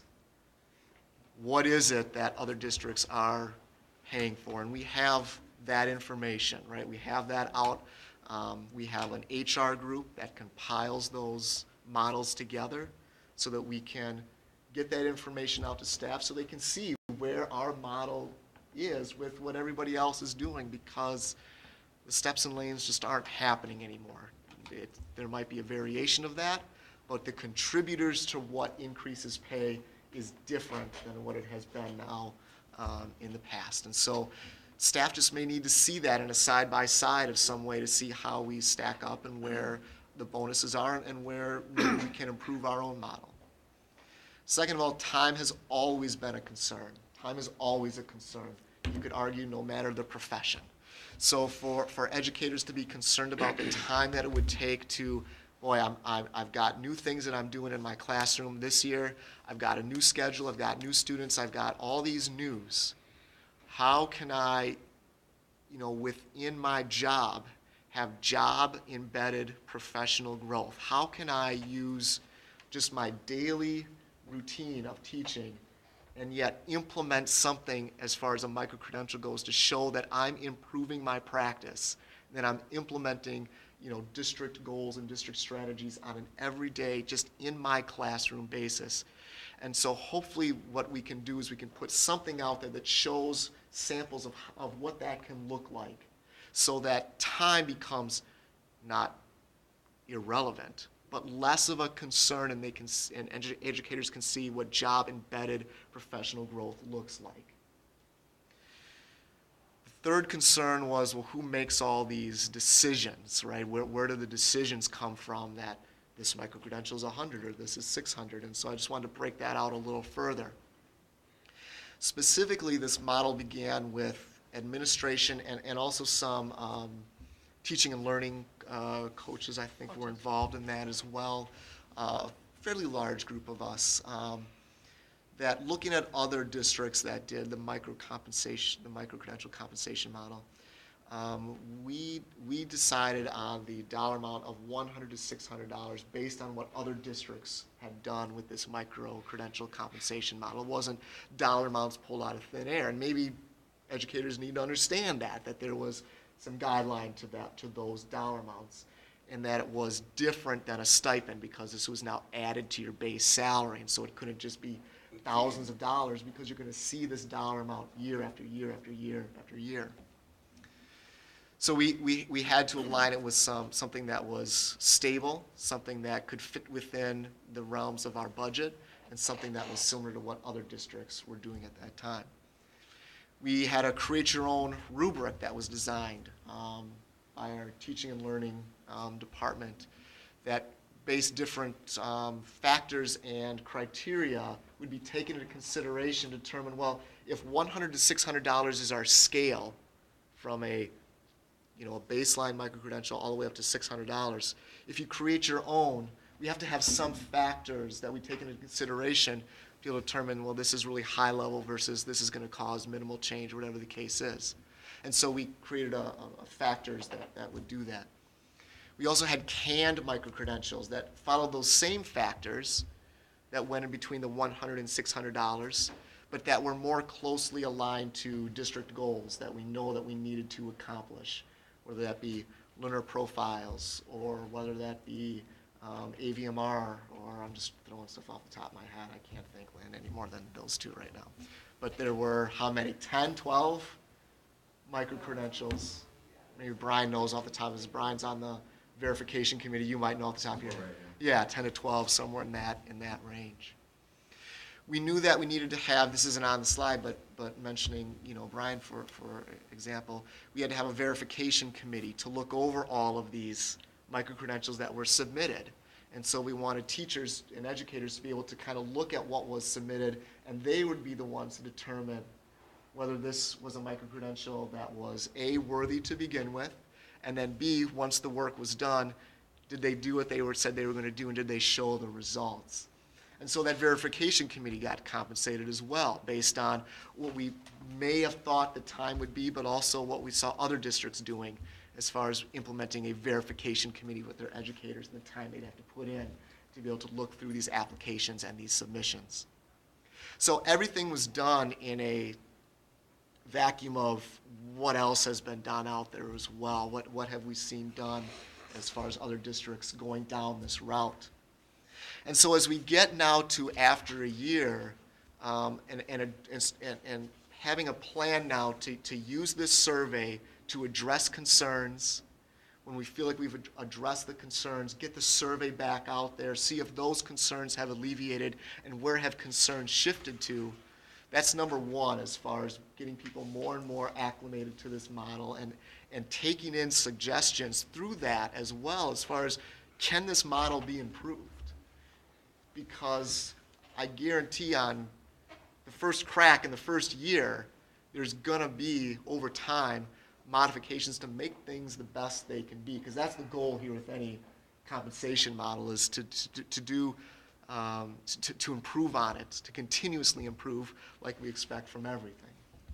And so as we look on, really the question becomes, as we look at the dollar amounts and kind of alleviate the concerns about how that came about, it might be time to look at whether those dollar amounts are still suitable or not, or whether there needs to be possibly maybe a greater emphasis, or I don't know, but we can look at deciding as far as decision making goes, is there a decision that may be brought up to increase the micro-credential amount, and maybe the board would be for that or not, or we could bring forward some sort of plan to address not only how we got to $100 to $600, but address even more in depth whether is that still the appropriate amount, or is there another alternative to bring forward? Am I getting here? So springboarding off of that, we as a board have emphasized our commitment to encouraging and rewarding professional development, right? Structuring it in this regard. So based on those conversations, I would be in favor of increasing the pool that we use for micro-credentials. So if they want to look at doing a higher end or increasing the dollar amounts to better incentivize people to do that. I mean, it's benefiting you, and on top of it, you're getting rewarded by the district, right? We're encouraging the behavior of reinvest back into your craft, your profession. So that would be, because, I mean, it would stay in line with, as a board, we've said we're committed to this, we put this plan in place. Let's keep investing in it to make it worthwhile. Go ahead. Yeah, so a couple of things. First off, when you first put something in place, sometimes you need to not change it all the time, but you need to let it ride and see how it's going to go, because if you're always messing with it, then basically it's constantly a variable and you have nothing to. So, but with in your top three slide, the last one, I'm concerned about evaluating my impact on students for either verification of micro-credentials or once I've completed a micro-credential. That brings up a good point. What is our metric for determining if these micro-credentials are being effective? because what's the point otherwise? If it's just, okay, you do these micro-credentials and we'll pay you more money because we think it'll improve the education for our students in the district, well, we think isn't a metric. So what metric are we using there? And I have one more thing after that, but. So you're a little outside my realm. Sorry. No, that's, and yeah, Lynn, thank you. I don't, Lynn, do you want to come up? Yeah. Lynn Leroy, everybody. Yeah, just so the mic's on you. Yeah, it's not a cut and dried response, but it's a great question because it really depends on what the micro-credential is. So when we've created them, and I actually went in the guide and counted, right now we offer 19 micro-credentials, and then people have the option to do a build your own. And we're looking at, right now, we're still collecting, and every time we have a form out there that says, if you have ideas, if you don't want to build your own or you're not sure how, then give us the ideas where you think that there's a need and we can pursue the need. So as far as the measurement, that's an ongoing discussion too, is like, if we're going to add to people's base salary, what is the assurance that this has really had some sticking power and some staying power with the people who have engaged in this professional development? So, depending on the micro-credential, what they're all intended to do is really deepen teachers' expertise in a particular topic area. So we have our 6, we keep calling them priority buckets, and all of these micro-credentials are aligned to a bucket. So when we say we're looking at grading, assessing, and reporting, there are micro-credentials that you can take.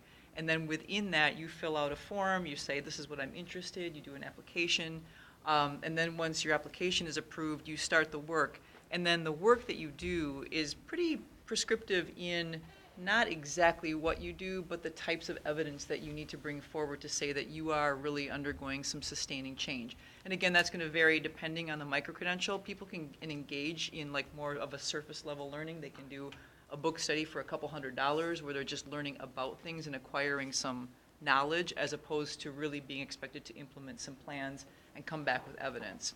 So in some of the higher leverage micro-credentials, where there's a higher dollar amount, there's also a deeper expectation of you need to come back with some evidence on what this is doing some reflective pieces, how you're going to use this moving forward. And we've got members of the verification committee that we spend a lot of time just doing some calibration and making sure that when we're looking at what people are submitting, that we're all looking for that deep sustaining change. That being said, over time is something that we need to work through. It's still relatively new, and we've been asking each other and bouncing the question, how do we know that, we've given somebody $400 to their base salary every single year? How do we know that they've taken this change and continue to deepen that practice year after year after year after year? They've given us some pretty good evidence right now as to how they're going to use it moving forward.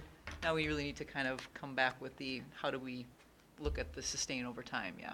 Because even if they have deepened their knowledge and year after year they're able to do that and that kind of stuff, how do we measure that that translates into a better education for our kids? We're back to slide 1 with all those things lined out, standards-based test scores and this kind of stuff. I mean, where's the rubber meet the road? You know what I mean? It's our product, right? The education that the students come away from the district with. So how do we measure that this micro-credentialing, so we can measure that it's had an effect on the teacher, how do we measure that it ultimately has had a positive effect on the student's education? That's what I'm wondering. And again, it depends on the category of the micro-credential. So we've got some people like doing some developing how to create rubrics and how to be clear with assessments with kids. When you follow those people, you can really start to see that change over time. Eventually, all of this stuff will translate into just higher effectiveness overall in all of these priority areas. But as far as specific measurements, yeah, we're going to have to come up with just some ways to really look at, again, depending on what they're engaging in. Of the 19, how many are canned and how many are staff built? The 19 are the ones that we have pre-created. So 19 of them are just in a course guide for them to look at, peruse, read about it, click on some links to see if that's what you would like. So those are the ones we're calling canned. Those are a combination of what we have created, and we have a couple still hanging out there with a website called Digital Promise, which is a micro-credential website for educators where you can go on and get a badge and go through the learning, and they've done some of that work for us. We are starting to wean away from those because we just got caught in one that was offered and people signed up for it, and all of a sudden they shut it down.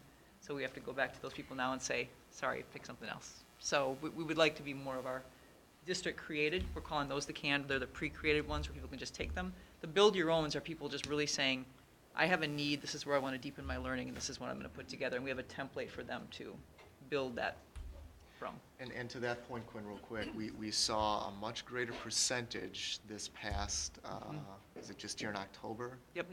A week ago that are doing Create Your Own.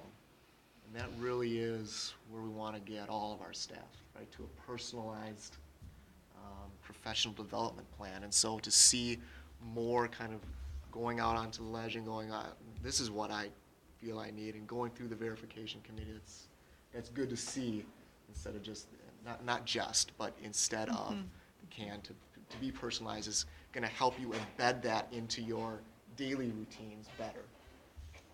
And what kind of time commitment is it, do you guess, for the top end one? It depends. So what we do is we have a build your own form. It's like a guide if you're going to build your own. There are some components that you need to consider. So if you're going to engage in something that's going to have a face-to-face component with a facilitator, so if I'm facilitating your micro-credential and we're going to meet and have like class sessions over time, that's a time commitment. How many hours of independent study? So there's like a guideline of, if you've got 4 hours or more of face time, that's worth a bit more. If you've got more than 4 hours of like what would be considered independent study, what's the depth of the products that you're going to produce, what are you going to have to show on the end. So there's this whole guide of, approximately worth this much money amount. We really want people to not be thinking about bucks. We want people to be thinking about what's the development of the micro-credential. I get that you can't really do one without the other, but we don't want people to say, how can I make the most money, and just do something quickly and then walk away from it. That's what we want it to be professional development. Not the dollar, but and then there's compensation associated with it. Correct. The motivation being professional development. So the last part of that was, we can't just rent 1 to 600 is what it is now, but like you said, Mike, there's, what's our top compensation in our model? There isn't one, right? Well, but there is to the budget. So we can't just keep, ratchet up. I think the top ought to be 800. I think the top ought to be 1,000. Maybe we should start at 400 and go to 1,200. I mean, that's something that you get to break out those extra colors on the dry erase markers and the Excel spreadsheets and start figuring out what is sustainable for the district based on expected level of participation. Yeah, I want to be real specific. We have a range on the micro-credentials, right? That has a bottom and a top. With our staff, we don't say, well, at 80,000, you're done. You can do all the micro-credentials you want, but you're done. That top has been lifted. I understand it. Oh, okay, I just wanted to be... But therein lies the concern, because the quicker they could, let's say the district can't afford to pay, through our budget that we have, can't afford to pay all of our teachers $80,000 a year. But if we do, and I just picked that number because you did, but if we do ratchet up the micro-credential scale, and believe me, I'd love to, especially if it gets more participation, if this compensation model actually ends up producing what we want it to do, which is better professional development for better education. But if we can't afford to pay everybody 80 on up, then and we set the compensation for these micro credentials too high, they could all end up topping out at 80. And I'm just trying to look at the extreme. So can I ask you a question? How does that differ from the old step and lane model that had a high of, let's call it 80, and that any given year, let's just pretend for the extreme, all 200 educators go get their masters? Yeah, I don't know. That's okay. Your spreadsheets, not mine. So it doesn't. I mean, there's still only so much time and so much that an educator can do on a yearly basis to be able to increase their salary, just like there was in every other compensation model before this, right? There wasn't a limit to how many people could get down to the bottom right-hand corner of the salary of the lane and salaries. There was no control on that. But there was a control on the size of the dollar increases per step per year. There was a control on that. Agree. And so in this model, what we have to agree on is that this is a way to distribute dollars within the traditional CPI allotment. Right. Now, if we're going to bring forward other things, if the board's going to say, well, we want to value this even more, there's a bunch of different alternatives that we can look at. We can look at, well, we just want to increase micro-credential amounts, but it's still going to be within the framework of of CPI. Okay. We could say, well, there's going to be CPI, but the board is committed to X amount of dollars on top of that just for micro-credential dollar amount. There's a numerous amount of different things that we could look into if the board is saying, we like this model, we want to value professional growth, what can we do to further? Yeah. Yeah, I mean, I don't know yeah. who would, I mean, I'd be interested in knowing that. Yeah. But just to keep in mind, all I'm saying is Yes, that we have to agreed. keep in mind that we can't say every micro-credential ought to be worth at least $2,000, and then, before you know it, we're way out of the budget, and there's nothing we can do about it. So We won't do that. You may have actually missed some of the conversations we had related to that, because we did touch on that the last couple meetings. I attended by phone in the last couple meetings. We also had closed session Okay. at a certain time, so there was some discussion around that. So there are options that we can Well, I think pursue. sounds like that discussion's relevant for an open forum too then, so I'm glad I asked it. The last thing I had was, this has all the right elements for I mean, it's got on the second slide, it's CBAM, that's a nice acronym. Yeah, I like and that. it's a model, so that's a good tool we all like. But this all has to do with compensation.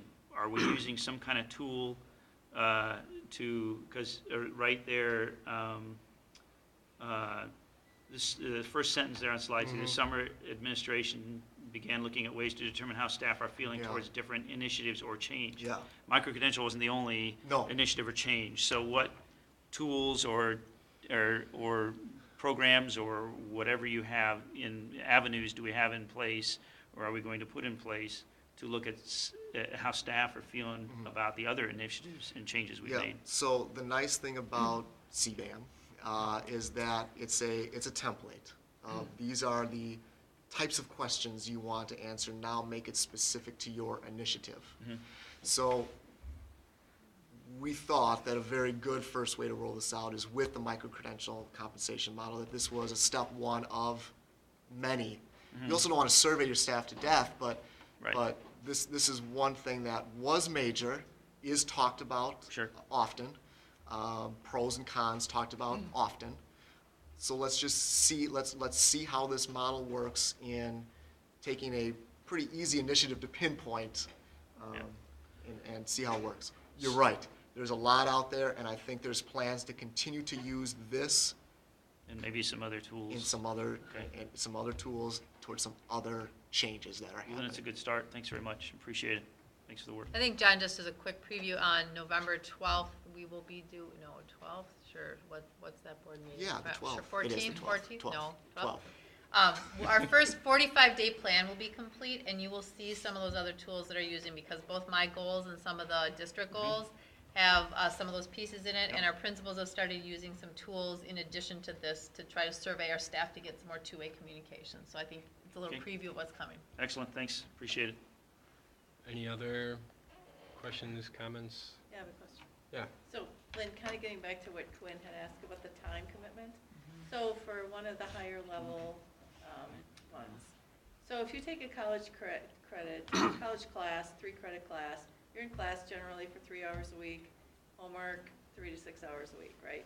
So somewhere between 6 to 9 hours is what they would spend on a college credit. So can you kind of compare that? Like how much time commit would that be? Yeah, again, it depends on, so if you're talking one of the higher levels Give me a range. of hours, it really depends on the educator, because some people are gonna be much more agile with what they're working with than others. So some people will spend 6 hours a week, some people will spend 3 hours a week, some people will spend 12 hours a week. So at the end of the day, just like we're encouraging with our students, we're not saying this is about seat time and about the time per se. It's about how deep you're gonna get with the content and what you're gonna produce or pull out on the other end. So in the same way that we wanna say, our students we don't say anymore, everybody has to do this amount of work. It's gonna take, everyone's doing 2 hours of homework a night, because not everybody needs that. So we're trying to be very responsive to what educators will need. Some of them will need to have more time to really understand the concepts that they're trying to work toward. So one of our things is under a shared professional practice. It's called co-teaching. So we've all heard of co-teaching, and we all say, okay, it's 2 teachers, it's in a room, larger amount of students. And so you think 2 teachers, one teaches and one just assists. But it's much trickier than that. It's trickier in the planning, it's trickier in the who does what, how do you position one teacher to be effective while the other teacher is doing this. There's a lot of strategy involved. If some people have come from an elementary-based setting, that they've kind of dipped in that regularly, much more quickly do they pick up on those concepts. Somebody maybe on the secondary level who's not done it at all, it's going to take them many more hours to get it. So at the end, we just want them to be very, very proficient. We are recognizing that if you're going to engage in co-teaching, for example, you're going to spend a lot of time with your co-teacher planning and really trying things and coming back to the table and saying, that didn't work, let's try this instead, let's go and look at this model instead, let's go and watch somebody else co-teach. So there is going to be more time involvement with that micro-credential than there is going to be with them with a lesser one, but to put the actual hours on it really depends on the people. So the people's concerns are that they don't have enough time, is what I'm trying to get at. Okay, and so here's the beauty of this. When you took a college course, you took it, you signed up for it, you paid your money for it, you either passed it at the end, or you didn't pass it at the end, or you dropped out, or you were wildly successful, or what have you. The nice part about this is that we are saying it is going to be a time investment, we recognize it. So if you, for instance, if you applied now in October, we're saying if you're applying in fall, you need to finish that micro-credential by May. If you don't finish it, nothing happens. Then you just put the application back in next year. Like if you fall off the table with time, you're like, there is just no way.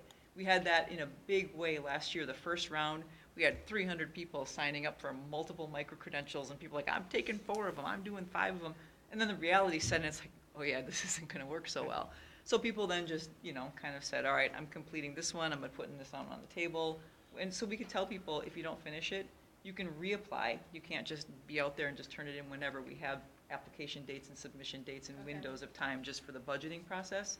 But it's much more friendly to the time because people can either stretch it out and say, I need more time, or they can say, oh, I'm going to finish it in semester, but I realize I can't really get paid for it until next year. So they can really kind of customize that part of it as well. So they don't have to start over, though. They don't have to start over, nope. Nancy, I would say the biggest difference is when you took a college class before, that 45 hours, because you're right, that math is exactly how you calculate it, was done all outside of your normal workday. It was this, I would say, almost this isolated bucket. And because I've taken a lot of those, rarely did it come back to the classroom and impact it. It was a theoretical abstract thing that was left on you to figure out how to bridge that theoretical abstract content to your class. I'm going to be bold and say that it's less time than a college class, but it's more difficult because it's actually changing your daily job.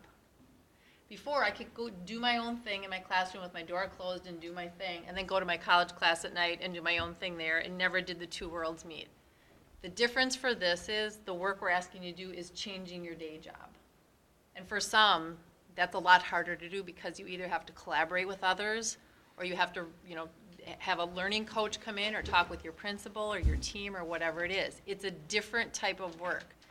So the hours thing becomes different because before I could compartmentalize it and separate my two worlds. We're asking them to change their practice and hold them accountable for that it's job-embedded work, not isolated work. That's the biggest difference for folks. And I think that's for a lot of people who didn't say, like, I'm actually having, my homework is action research. Like, that is not something that I ever did in any of my courses all the way through. So maybe it's not really the time factor, maybe they just don't really understand it. I think so, because now we're asking them to change what they do correct. I think like, it's that's a combination paradigm of shift. all of those That's a things. huge shift. Yeah. I think it's, again, depending on who you're talking about. I think some people struggle with one aspect and some with the other. Yeah. So have we had staff take or complete more than one micro? Again, at the high depending level? depending on the people, depending on what kind of time they have and want to carve out. Yep. Any other comments? Questions? Okay. Thanks. So then we'll get more information coming back next Go ahead. month, right? You may as well Yes. stay put. Okay, all right, thank you. Okay, now we'll move on to B, data forward star map and PALs.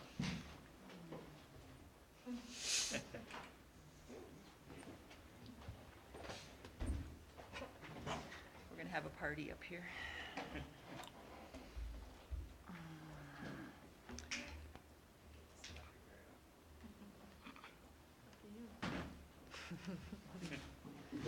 Did you say you don't get to sit up here? Oh, careful what you wish for. Charlie's not gonna play. Different group. No. No. Okay, girl side, Yeah. boy side, Yeah. okay.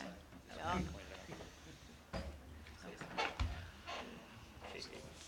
And I know that your information said PALS. We decided to take PALS off because PALS is the early elementary, where we start really looking at the learning progressions. And that's really a whole different set of vocabulary and different sets of data. So that might be its own standalone thing. So we left that off for tonight. So we're just really gonna look at what happened in spring of last year and what we are just coming off of in fall of this year. So we're really focusing on our forward exam data from last spring and looking K-8 at that, and then we're also going to look at our fall testing and how we stand after coming off of our MAP and STAR tests. So we're going to start with our forward exam, and we've just got, Amy compiled a bunch of data for us. So we're looking at ELA forward exam first, and what you're looking at here is HCE, EES, and WMS in the categories that forward puts out. So we're looking at either students are testing into a below basic, a proficient, or an advanced category. And you've got up and down the left-hand side, you've got the percentage of students, and then within each, you've got the percentage of students scoring within each of those areas. And we're always going to be seeing fluctuations between the two elementary schools. You're going to see differences between grade 5 and then getting into grades 6 through 8. And a lot of these things are just sort of natural, maybe implementation dips of certain things. Some of them are, we have transition dips between 5th and 6th and between 8th and 9th. Some of these are a little bit more substantial than we would like, and we are going to also talk about things that we're currently putting in place. So the first one, we're just looking at each school respectively. The brackets are signifying really that proficient and advanced this is really where we would like all of our students to be. So a combination of those two categories, ideally we'd like to see 80% of our students in one of those two categories, the proficient or advanced. 20% is typically what we would like to see those 20%, but that would be a very healthy percentage of 80%, 20%, and then we work with those 20% to start moving them up into those next categories. Forward exam is put in grades 3 through 8, so grades 3, 4, 5, 6, 7, 8. Every grade does a ELA forward exam. Okay. Principals, anything you want to add to that? Cool. So interesting when you look at the yellow at the middle school and what we've got, the data we've gotten before, where there's a drop off from elementary to the middle school, right? Am I seeing that right? You're looking at the basic data? Mm-hmm. Is it wider? Just the report you and Amy gave the last time. Mm-hmm. Mm-hmm. Yep. And it's a combination of grades though. So it's Mhm. 6, 7, 8. Mm-hmm. For us, it's 3, 4, 5. Yeah, they're just meshed together right now. We will, obviously as the year goes on, we will start to pull out and dive really into the details and the weeds at each level as we're working through, what do we need to do and when do we need to do it. We have to, but this is just overview data for now. Mm-hmm. And then this is what math looks like. Same thing, forward exam. All grades at HCE, EES, WMS. And again, brackets are just sort of getting our eyeballs to really look at what eventually we would like to be the 80% versus the 20%. Not there yet.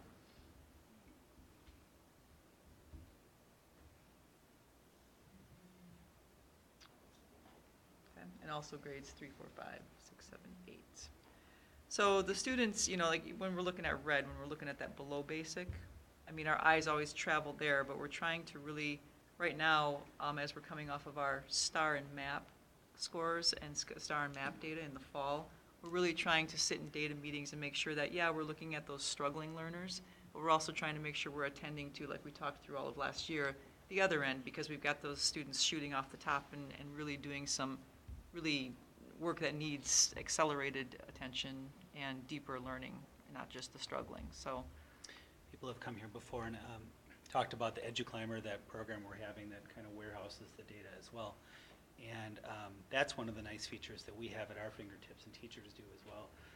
So our data meetings have really changed from just trying to bring all the data together to really being able to act on data very quickly. And you can bring up individual students or cohort groups of students, longitudinal data, and really dive in.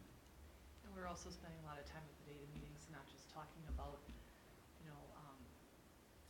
those needy students or those students who have needs on either end, but also just universally, where do we put our energy in instructionally?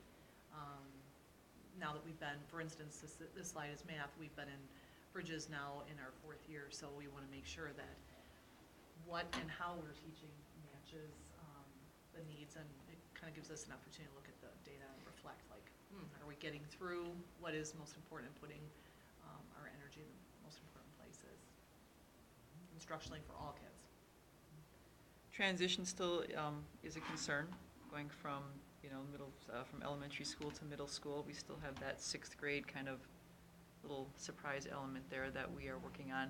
We have our new K-8 math coach, who for the first part of the year has been based solely at the middle school, just making sure that as we have rolled out now our third and final, not final, but our 3rd year of CMP is now rolled to 8th grade. So now the CMP curricular resource is at every grade level. So she's been there just really working with them. She went to training with them over the summer and looking at the Connected Math Project resource. CMP? Connected Math Project, I'm sorry, yes, based out of Michigan State University. So they all got trained over the summer, and now she's working with them to just really look at what they're coming in with in 5th grade, how we're addressing them in 6th grade, 7th grade, and now 8th grade. To the other end, in that previous slide when we were looking at the ELA, we've also really kind of tightened down our coaching at the middle school. So we have a literacy coach who's in her 2nd year at the middle school.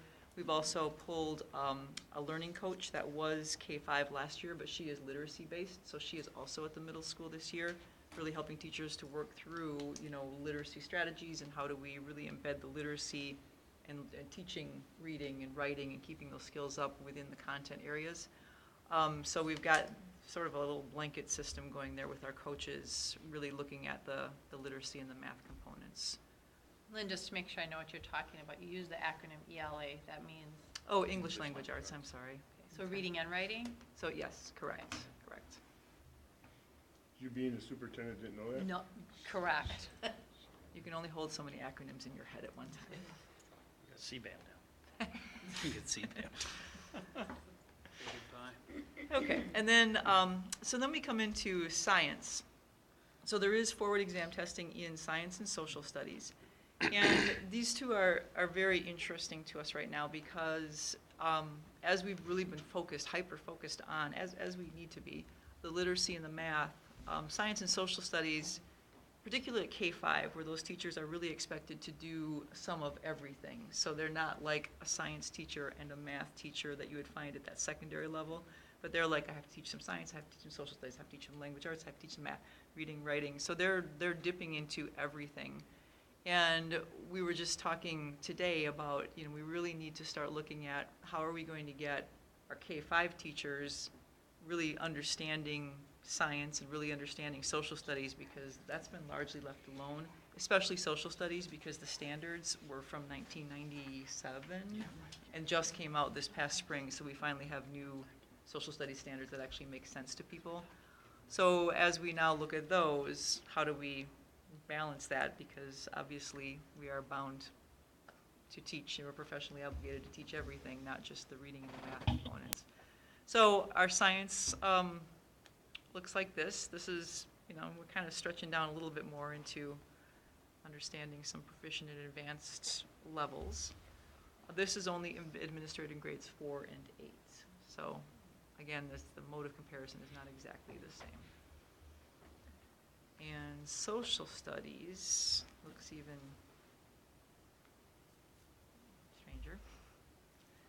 And again, part of So you're social adding high school on now. and yes, and part of social studies now, because you're testing in grade 10, but part of the social studies that we've been really struggling with is we've been trying to work with what was called the C3 framework of standards, and really people struggle to understand what those even meant and how to line them up and how to make them make sense in a progression from grade to grade to grade. So I would venture a lot of our social studies, especially in the lower grades, and you can correct me if I'm wrong, has not really changed fundamentally over the years, correct? It was the one textbook that our kids have had over the last several years, but Yeah. we've had to move beyond the textbook because the textbook is rather dated. So, so while I think teachers are looking at what some states where they're are a little bit more advanced than ours has been, there hasn't been anything systematic. I think it's really also being able to read in a, not in the same way as you are when you're reading literature, right? And, you know, and that's really a component of what the social studies exam is about. And to science to the same, same extent, so. What we're going to have to do a lot of this year is between these two things, science and social studies, we're really going to have to work with teachers and coaches and principals and teaching and learning to really understand, what is actually being tested at each level, because we've not really paid attention to closely, I don't think, to what students are expected to know. When we're looking at the high school right now, I mean, we've had social studies classes in place for a long time. What is it that puts 29, almost 30% of our high schoolers at grade 10 below basic in the social studies forward exam? So that's something that clearly they're coming into, we're setting them up for something odd here if they're being tested on what they have not yet been exposed to or haven't had enough exposure to. So those are all the questions that we really need to go through and ask ourselves and start to investigate as we move through this.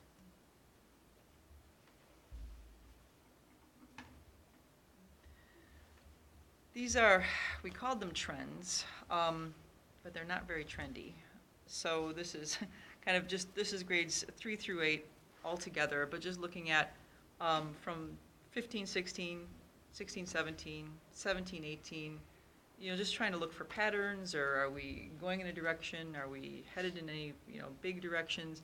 And there's nothing wildly different here. It suggests a little bit of flat more than anything. We were talking earlier that the math seems to be interesting in that we've got just a little bit of step down, and we wondered if that was sort of the implementation dip rolling through with Bridges and the new curriculum, CMP. So they always say that there's an implementation dip when you are rolling out a new program. So that could be it. It's, again, not hugely significant in any one area. So.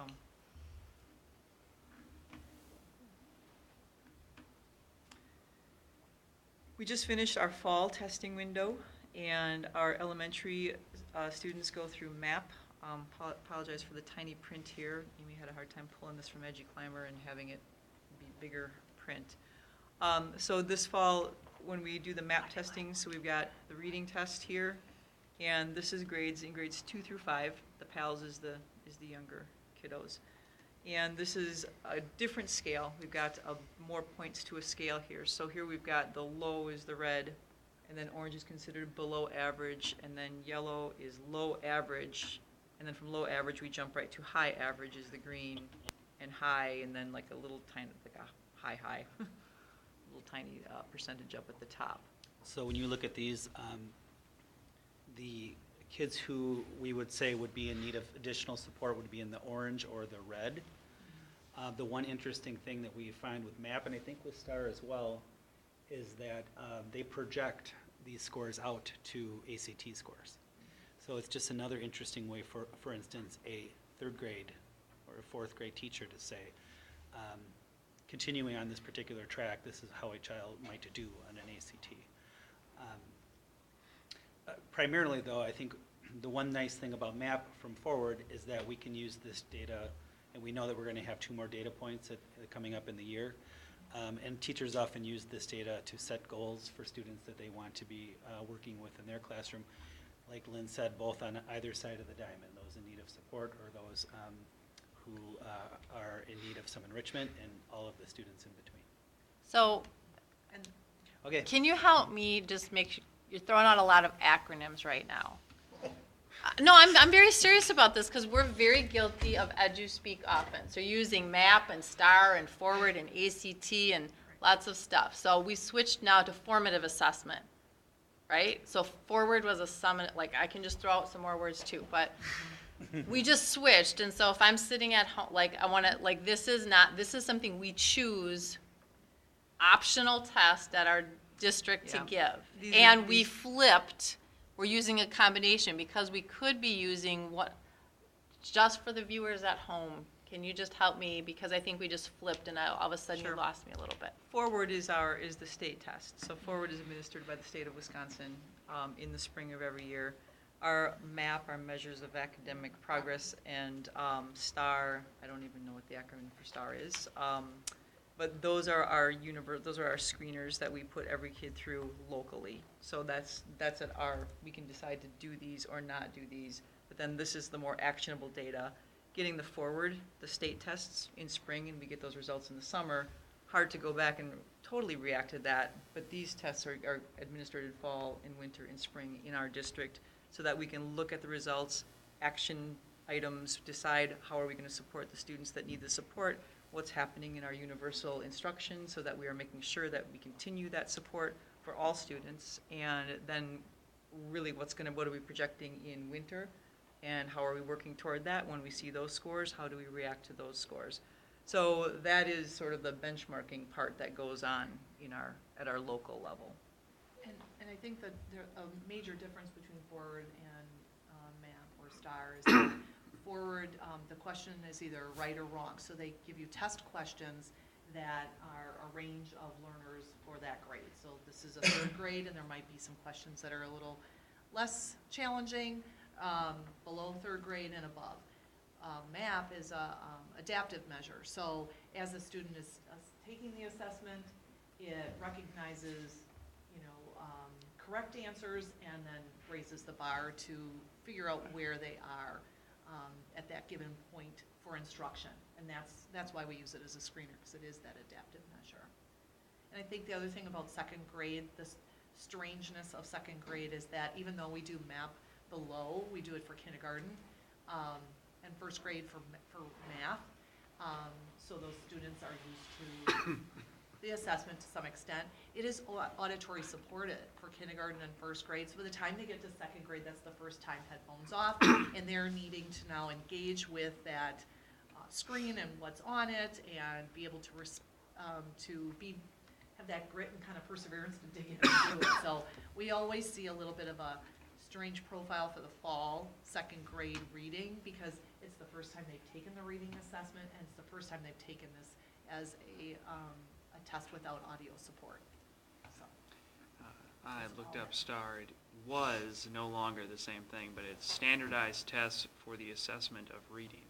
Though now that they assess multiple things, they just kept it as STAR math, STAR reading, STAR whatever. Okay. And the reason STAR was brought in was because it went up to high school, right? Correct. Right. Yeah, we didn't have any benchmark measures. So last year was our first time with STAR, so we could actually use it at the high school level as well. Thank you. What's the benefit of the Forward test? I mean, it seems like we got a lot of different assessments going on. It takes up a lot of the year, obviously, so. We're required by that's what I wondered. To because it's the state's thing they came up with when they replaced the Iowa Test of Basic Skills or something. Before that, the WKCE. And then I think. For that. Well, anecdotally, it's interesting, but anecdotally, both teachers and students at the elementary level at least seem to think that they seem to like the Forward test better than the MAP test. Really? Yep. Yeah. I hear it's fair. There's a lot more tools that the kids can utilize. It's more interactive. So I think now MAP is starting to emulate what districts and states are asking for, have more interactive tools, and so we're starting to see that kind of filter into the MAP assessment. But yet the MAP is the one that they can do some sort of projection to ACT scores. And I think you, Correct, yeah, yes. they have a correlation guide that you use, or that's built into their suite of reports. Thank you. So as we go through and look at these per grade level, you can see that second grade we're looking at, and again, this is everybody put together, but you look at that second grade column, we have sort of a large bubble of what would be our low students. So we obviously have mobilized our teams and teachers and interventionists to really say what's happening here and digging into that a bit. And the good thing is that we do at second grade still have the PALS assessment, so we have that another data point to kind of consider. Well, I think another plug would be for the coaches, in this case, the content coach, like the math coach, sat in our second grade meetings looking at the data, and it doesn't look as strong at that particular level, so he is working with the second grade teachers, and we're trying to item analysis a bit, and also look at some tools that can utilize the map results, and then say, now what? Basically, Mike's now what comment, we do the same thing for data. We've got to decide how to act upon it. And that's what we're doing. Our literacy coaches working with kindergarten and first grade, because we are not liking the way our second grade data and ELA was looking. And so last year kindergarten, this year first, and we're just really pleased with the progress of the kindergarten last year into first grade this year, and hoping that that's not hope, that's an intentional plan to work with them literally on a weekly basis. So that's our literacy coaches working in, and our math coaches coming aboard too and working with a particular grade level in math as well. One of the things that we're going to ask our math coach, and these are the math scores up here now, and you can see the second grade that we were just referring to.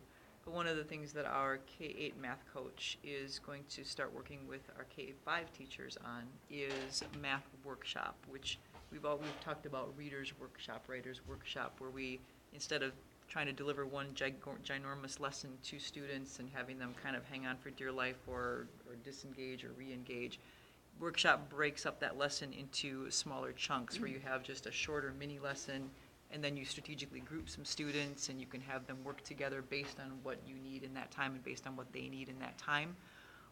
So she has a background in math workshops. We've heard it in Readers Writers quite frequently. Math is a little less common but is gaining traction because it has the same best practice ideas around it, in that you're taking that lesson, that maybe 50 minutes or whatever, and chunking it into smaller pieces, and there's great research behind workshop being very, very effective instructionally.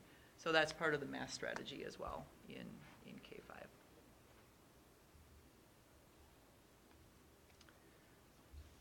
And,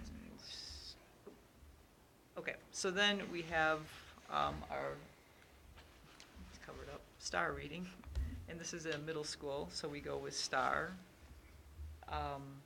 And again, the STAR was new to us last year because we had been also doing MAP at the middle school level, but MAP offered nothing for our high school students. So our high school students were really just bound to forward and ACT, and that was just all we ever got out of them. This gives us some benchmarks that we can really look at throughout the course of the year and monitor some progress a little bit more closely and locally.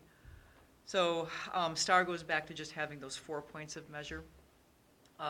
STAR flips the colors on us, so advanced and proficient. Advanced is the green now, proficient is the blue, basic and below basic, and this is all just fall data that just finished up a week or so ago.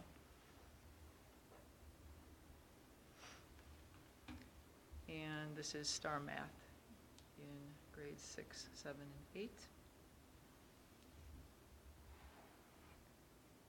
Our math data is a little bit more, not quite as wild as our, oh, we're missing a yellow there, not quite as wild as our reading data. So while we have really been focused on the literacy piece because of the big needs in literacy, the math is not exactly where we would like it, but we're going to have to put some extra focus on that too. But when we think of that 80%, we really want to see proficient advanced. Those numbers are getting to be a little bit closer to that 80% and 20%, more so than ours. think even in giving like the map and the star, there's some differences. The map is an untimed test. And so they can take the time that they believe they need to complete it. Star is timed. So students do need to work within a time period complete, and that helps them get prepared, I think, as they move towards that ACT suite, which is timed as well.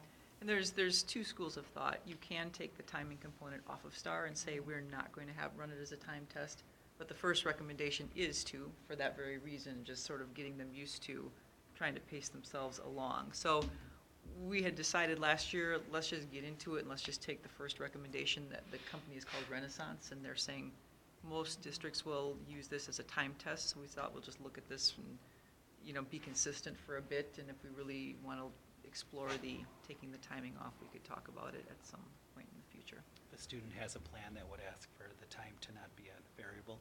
Correct. Can it be taken Correct. off? Yes, there? correct. Yeah, if a student has an individual plan that says timing is something that they need removed, we have that liberty as well. Bob, I don't know if you wanted to talk about things that you're. He wants to be here for questions. Bob's been putting a lot of place. He and his team have been putting a lot of things in plans in place at the middle school. So there's a great deal of mobilization and action going on there. I don't know if you want to elaborate on any of it. There you go. That was enlightening. Was about to say, with all the coaching and everything that we're putting in the schools, what realistically do you expect to see the turnaround on improvement with those efforts? Well, the typical research is that 3 to 5 years from the point that you really kind of lay it all out there and make your diagnostics and then start to put plans in place. 3 to 5 is pretty standard. You can see the turnaround. We're looking at a lot of districts around us that have, and we've talked about them before in this setting, where they've made that turnaround and they're off and they're like in years 7 and 8. So it's not going to be a quick. I can tell you, mine past at least, and I'm relatively hopeful for some pretty quick gains. I think we get to a spot like within 18 months or so that we might have to start digging deeper and being more specific. But we have some universal things that we can probably put in place that will, I believe will make us grow, as well as see our kids doing things in classrooms that we want to see them doing. So I think at least at the middle school, we have a chance to make some quick jumps, whether it's on this next level assessment or the following year. We should see some pretty good gains pretty quickly. As I'm hopeful, because that waiting too long, there's a sense of urgency for us a little bit. So I recognize that. I think we all do. But the nice thing is we do have a team of support and building in some structures and frameworks that maybe haven't been as consistent for us at least. So I'm hopeful that come spring when we get the next data or whatever, we see some quick gains because our kids need it. So in return, we're going to make sure we do the right things for them. So what I'm hearing is it's kind of like multiple cycles of improvement going forward. It's not just like one thing and you have to wait 5 years for it to grow. It's every year tweaking and kind of seeing more. Mm-hmm. And one thing I think all of us have latched on to is like there's 45-day plans that you were working on have kind of cycled their way down. So at least in our building, we have 45-day cycles around learning for all of our staff. So they're collecting not just this kind of data, but like the things they're look for is on kids' work, or it might be this, but they're collecting other types of data to make sure we're moving in that direction before we get to learning assessments, so we're not overly surprised on what it's going to tell us. So some research I just saw recently was just learning something new and then expecting to bring it into the classroom. You have about a 10%, you'll see impact is the word I'm looking for. Work with a coach, and consistent coach on a cycle, it's up to a 90% impact. So I mean, they're really, having a coach to work alongside is absolutely critical when learning something new. Well, I'm glad to hear a sense of urgency, because we can get compliant, whatever what the word is. in place. There we go. In the 5 to 7, say it's 5-7 years, and you're all gone and we're back to year 1, we have not grown. Sense of urgency, that's good, and I hope that in those 2 cycles we do see that, because the numbers bear out that we're dropping off. I don't, you guys, what the reason is from elementary to middle school. But we need to fix that, and with a sense of urgency. Do you have all the tools you need? It's a loaded question, but. I would say, when I came in and I was listening to the things I have access to, not just for learning, but also for social emotional, I was like, okay, I'll sign up. I mean, because I feel like we've had a really good opportunity to take advantage of them. Okay. I think my job is partially to try to put our team in positions to take advantage of it. Okay. And kind of work our way down. That's my opinion on it at least, but I'm excited for it. The last couple of years, I have new teachers, I've asked them, and they're like, wow, there's a lot of support here. And and still, every year, I think we've looked at our areas where we need to have more support, and we built that. Like that social emotional learning piece that you talked about. That was an area that we all felt needed to be stronger. Well, and by the way, social emotional learning ties directly into achievement. So you have to look at on the research on that as well, and it makes sense that it does. But yeah, I do believe we have quite a bit of support. Well, one of the things that isn't reflected in these numbers is some of the communications to the parents. And at the last middle school PTO meeting, Bob was kind enough to bring in some of his coaches so that the parents could actually meet the instructional coaches and see how that worked and what the feedback was and how the process worked. And I think that's another piece of support from the parents too for what's trying to be accomplished is critical. It helps that one of our PTO parents is a coach in a neighboring district too. Yeah. So the guy in there. So I think you will see, right now, we've had a quick glance at the embargoed school report cards. So we know what they say. So the last couple of meetings were to provide you the background into some of the data that feeds into it. And once they are publicly released in November, we'll talk about that here. We won't spend near as much time because we've talked to you about what the achievement scores are, what they're going to be, and what we're doing to move forward. I think Bob summed it up in a way that our elementary schools are at that point of narrowing down and focusing in on subgroups because they've been on this journey for a while. I would say our secondary, our middle, and our high school are still at we need to universally change our practices across the board, and that will see some immediate gains, and then we need to start to figure out some of those other strategies. So the overall sense of urgency, whether it's through our staff or the sense of we need to modify some things because the data is showing it's not working. I think we've had some of those reality checks, and those came across pretty publicly, and we're okay with that. And so those were sort of the impetus for that sense of urgency. We have not lost that sense of urgency. But I do think that that's the difference in what you'll see, and I think that the report cards or whatever else we look at in some of that as we look at growth scores and achievement scores.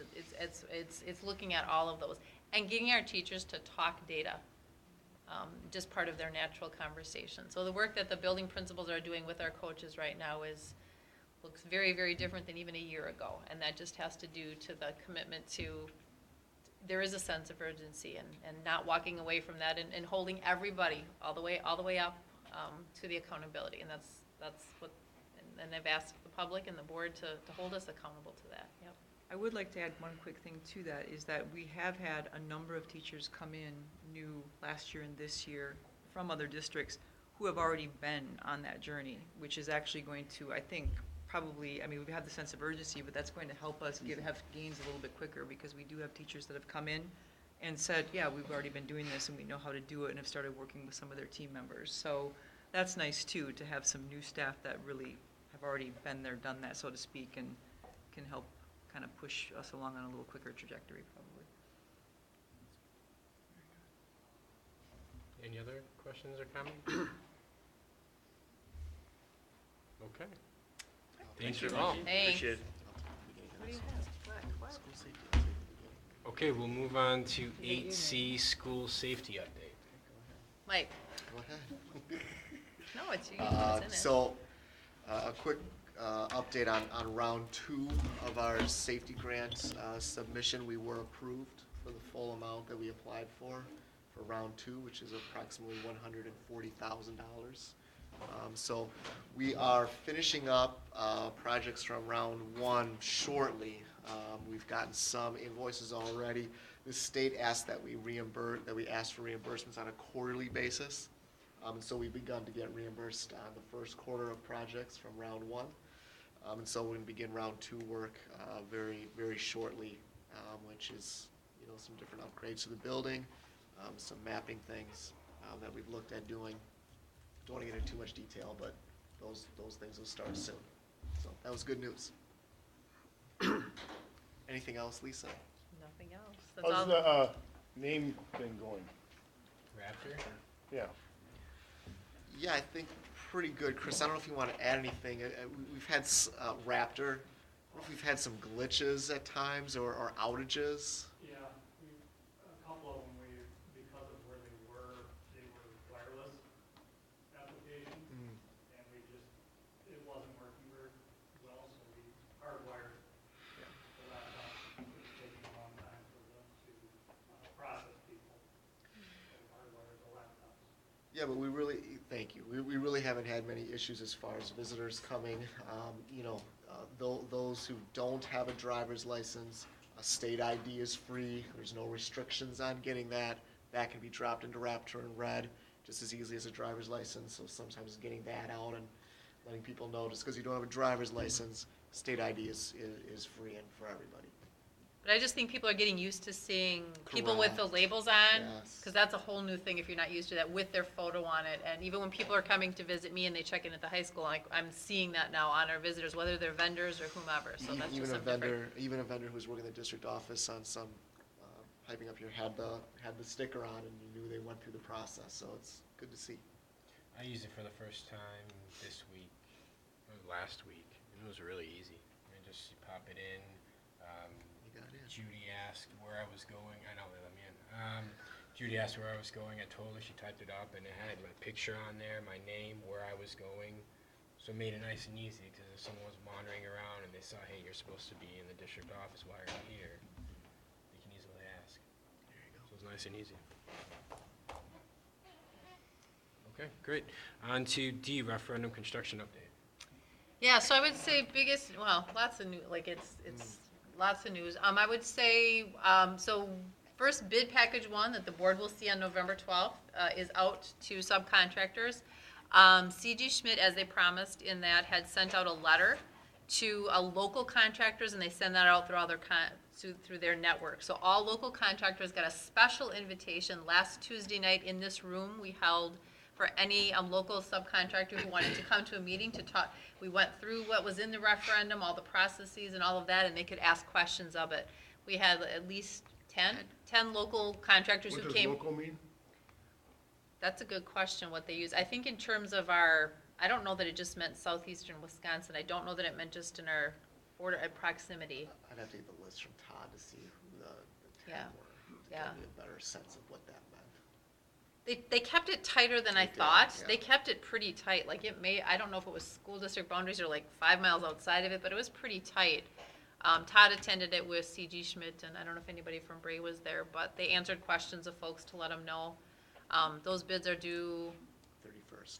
October 31st, so they can all be gone through to have that all vetted through that process. Todd and, are you part of that? Mike are part of going through all of those bids and looking at that, and the board will get that then for that packet. The summary of who was included and who the recommendation is for all of those. So that's on the November 12th board meeting, which is typically a workshop, but we will be taking action as I've communicated out just because of the timeliness of that. We just saw the design documents come through that went from Bray to C.G. Schmidt that will allow them to get the permits. So November 19th is the Hales Corners Planning Commission meeting, and assuming they all go fine, the next morning at 8 a.m. when the person who draws the permits, they will be there getting a permit so we can put footings in, potentially even on the 21st, the day before Thanksgiving. So we'll keep you updated on that, but all those documents and designs are there. Last Thursday's meeting was spent the majority looking through budget. So no more picking carpet and tile and the fun stuff.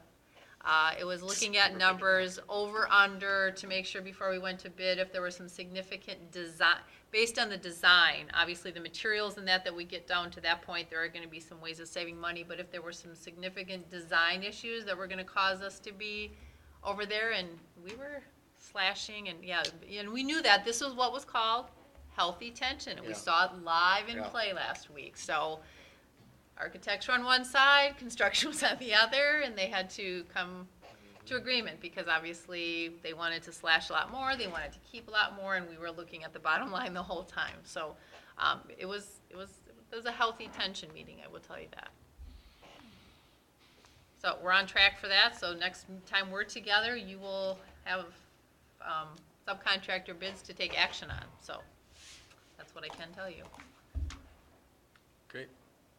Okay, on to E, referendum monthly financials. Any questions? Okay.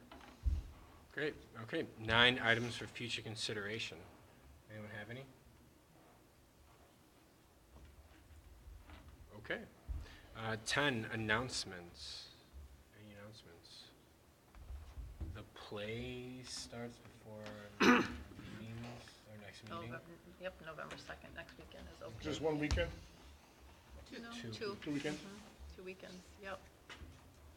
And if you haven't checked, I know not everybody's in social media, but look on our page that Flash today cut the ribbon to ceremoniously open the roundabout. It officially opens on Wednesday, but if you haven't taken a look at that, he got to have the honors with the scissors and the whole everything. So Wow. it was pretty fun.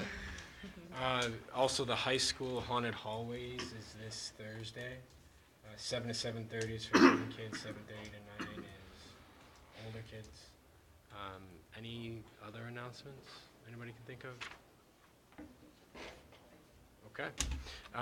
Then 11 is a meeting debrief. Anyone have any thoughts, comments? I really appreciate all the reports ahead of time. Yes. Yes. Yes. It makes a big difference. Get a Working chance hard to, on that, yep. All Yep. those tings. I got mine. hey, I got mine. when I have time to look at it, you know, then I can pay attention to what people are saying. All right, anybody else? Okay, then I'll take a motion to adjourn. So moved. Second? All in favor? Aye. Aye. Aye. Opposed? Seeing none. Thank you. It is.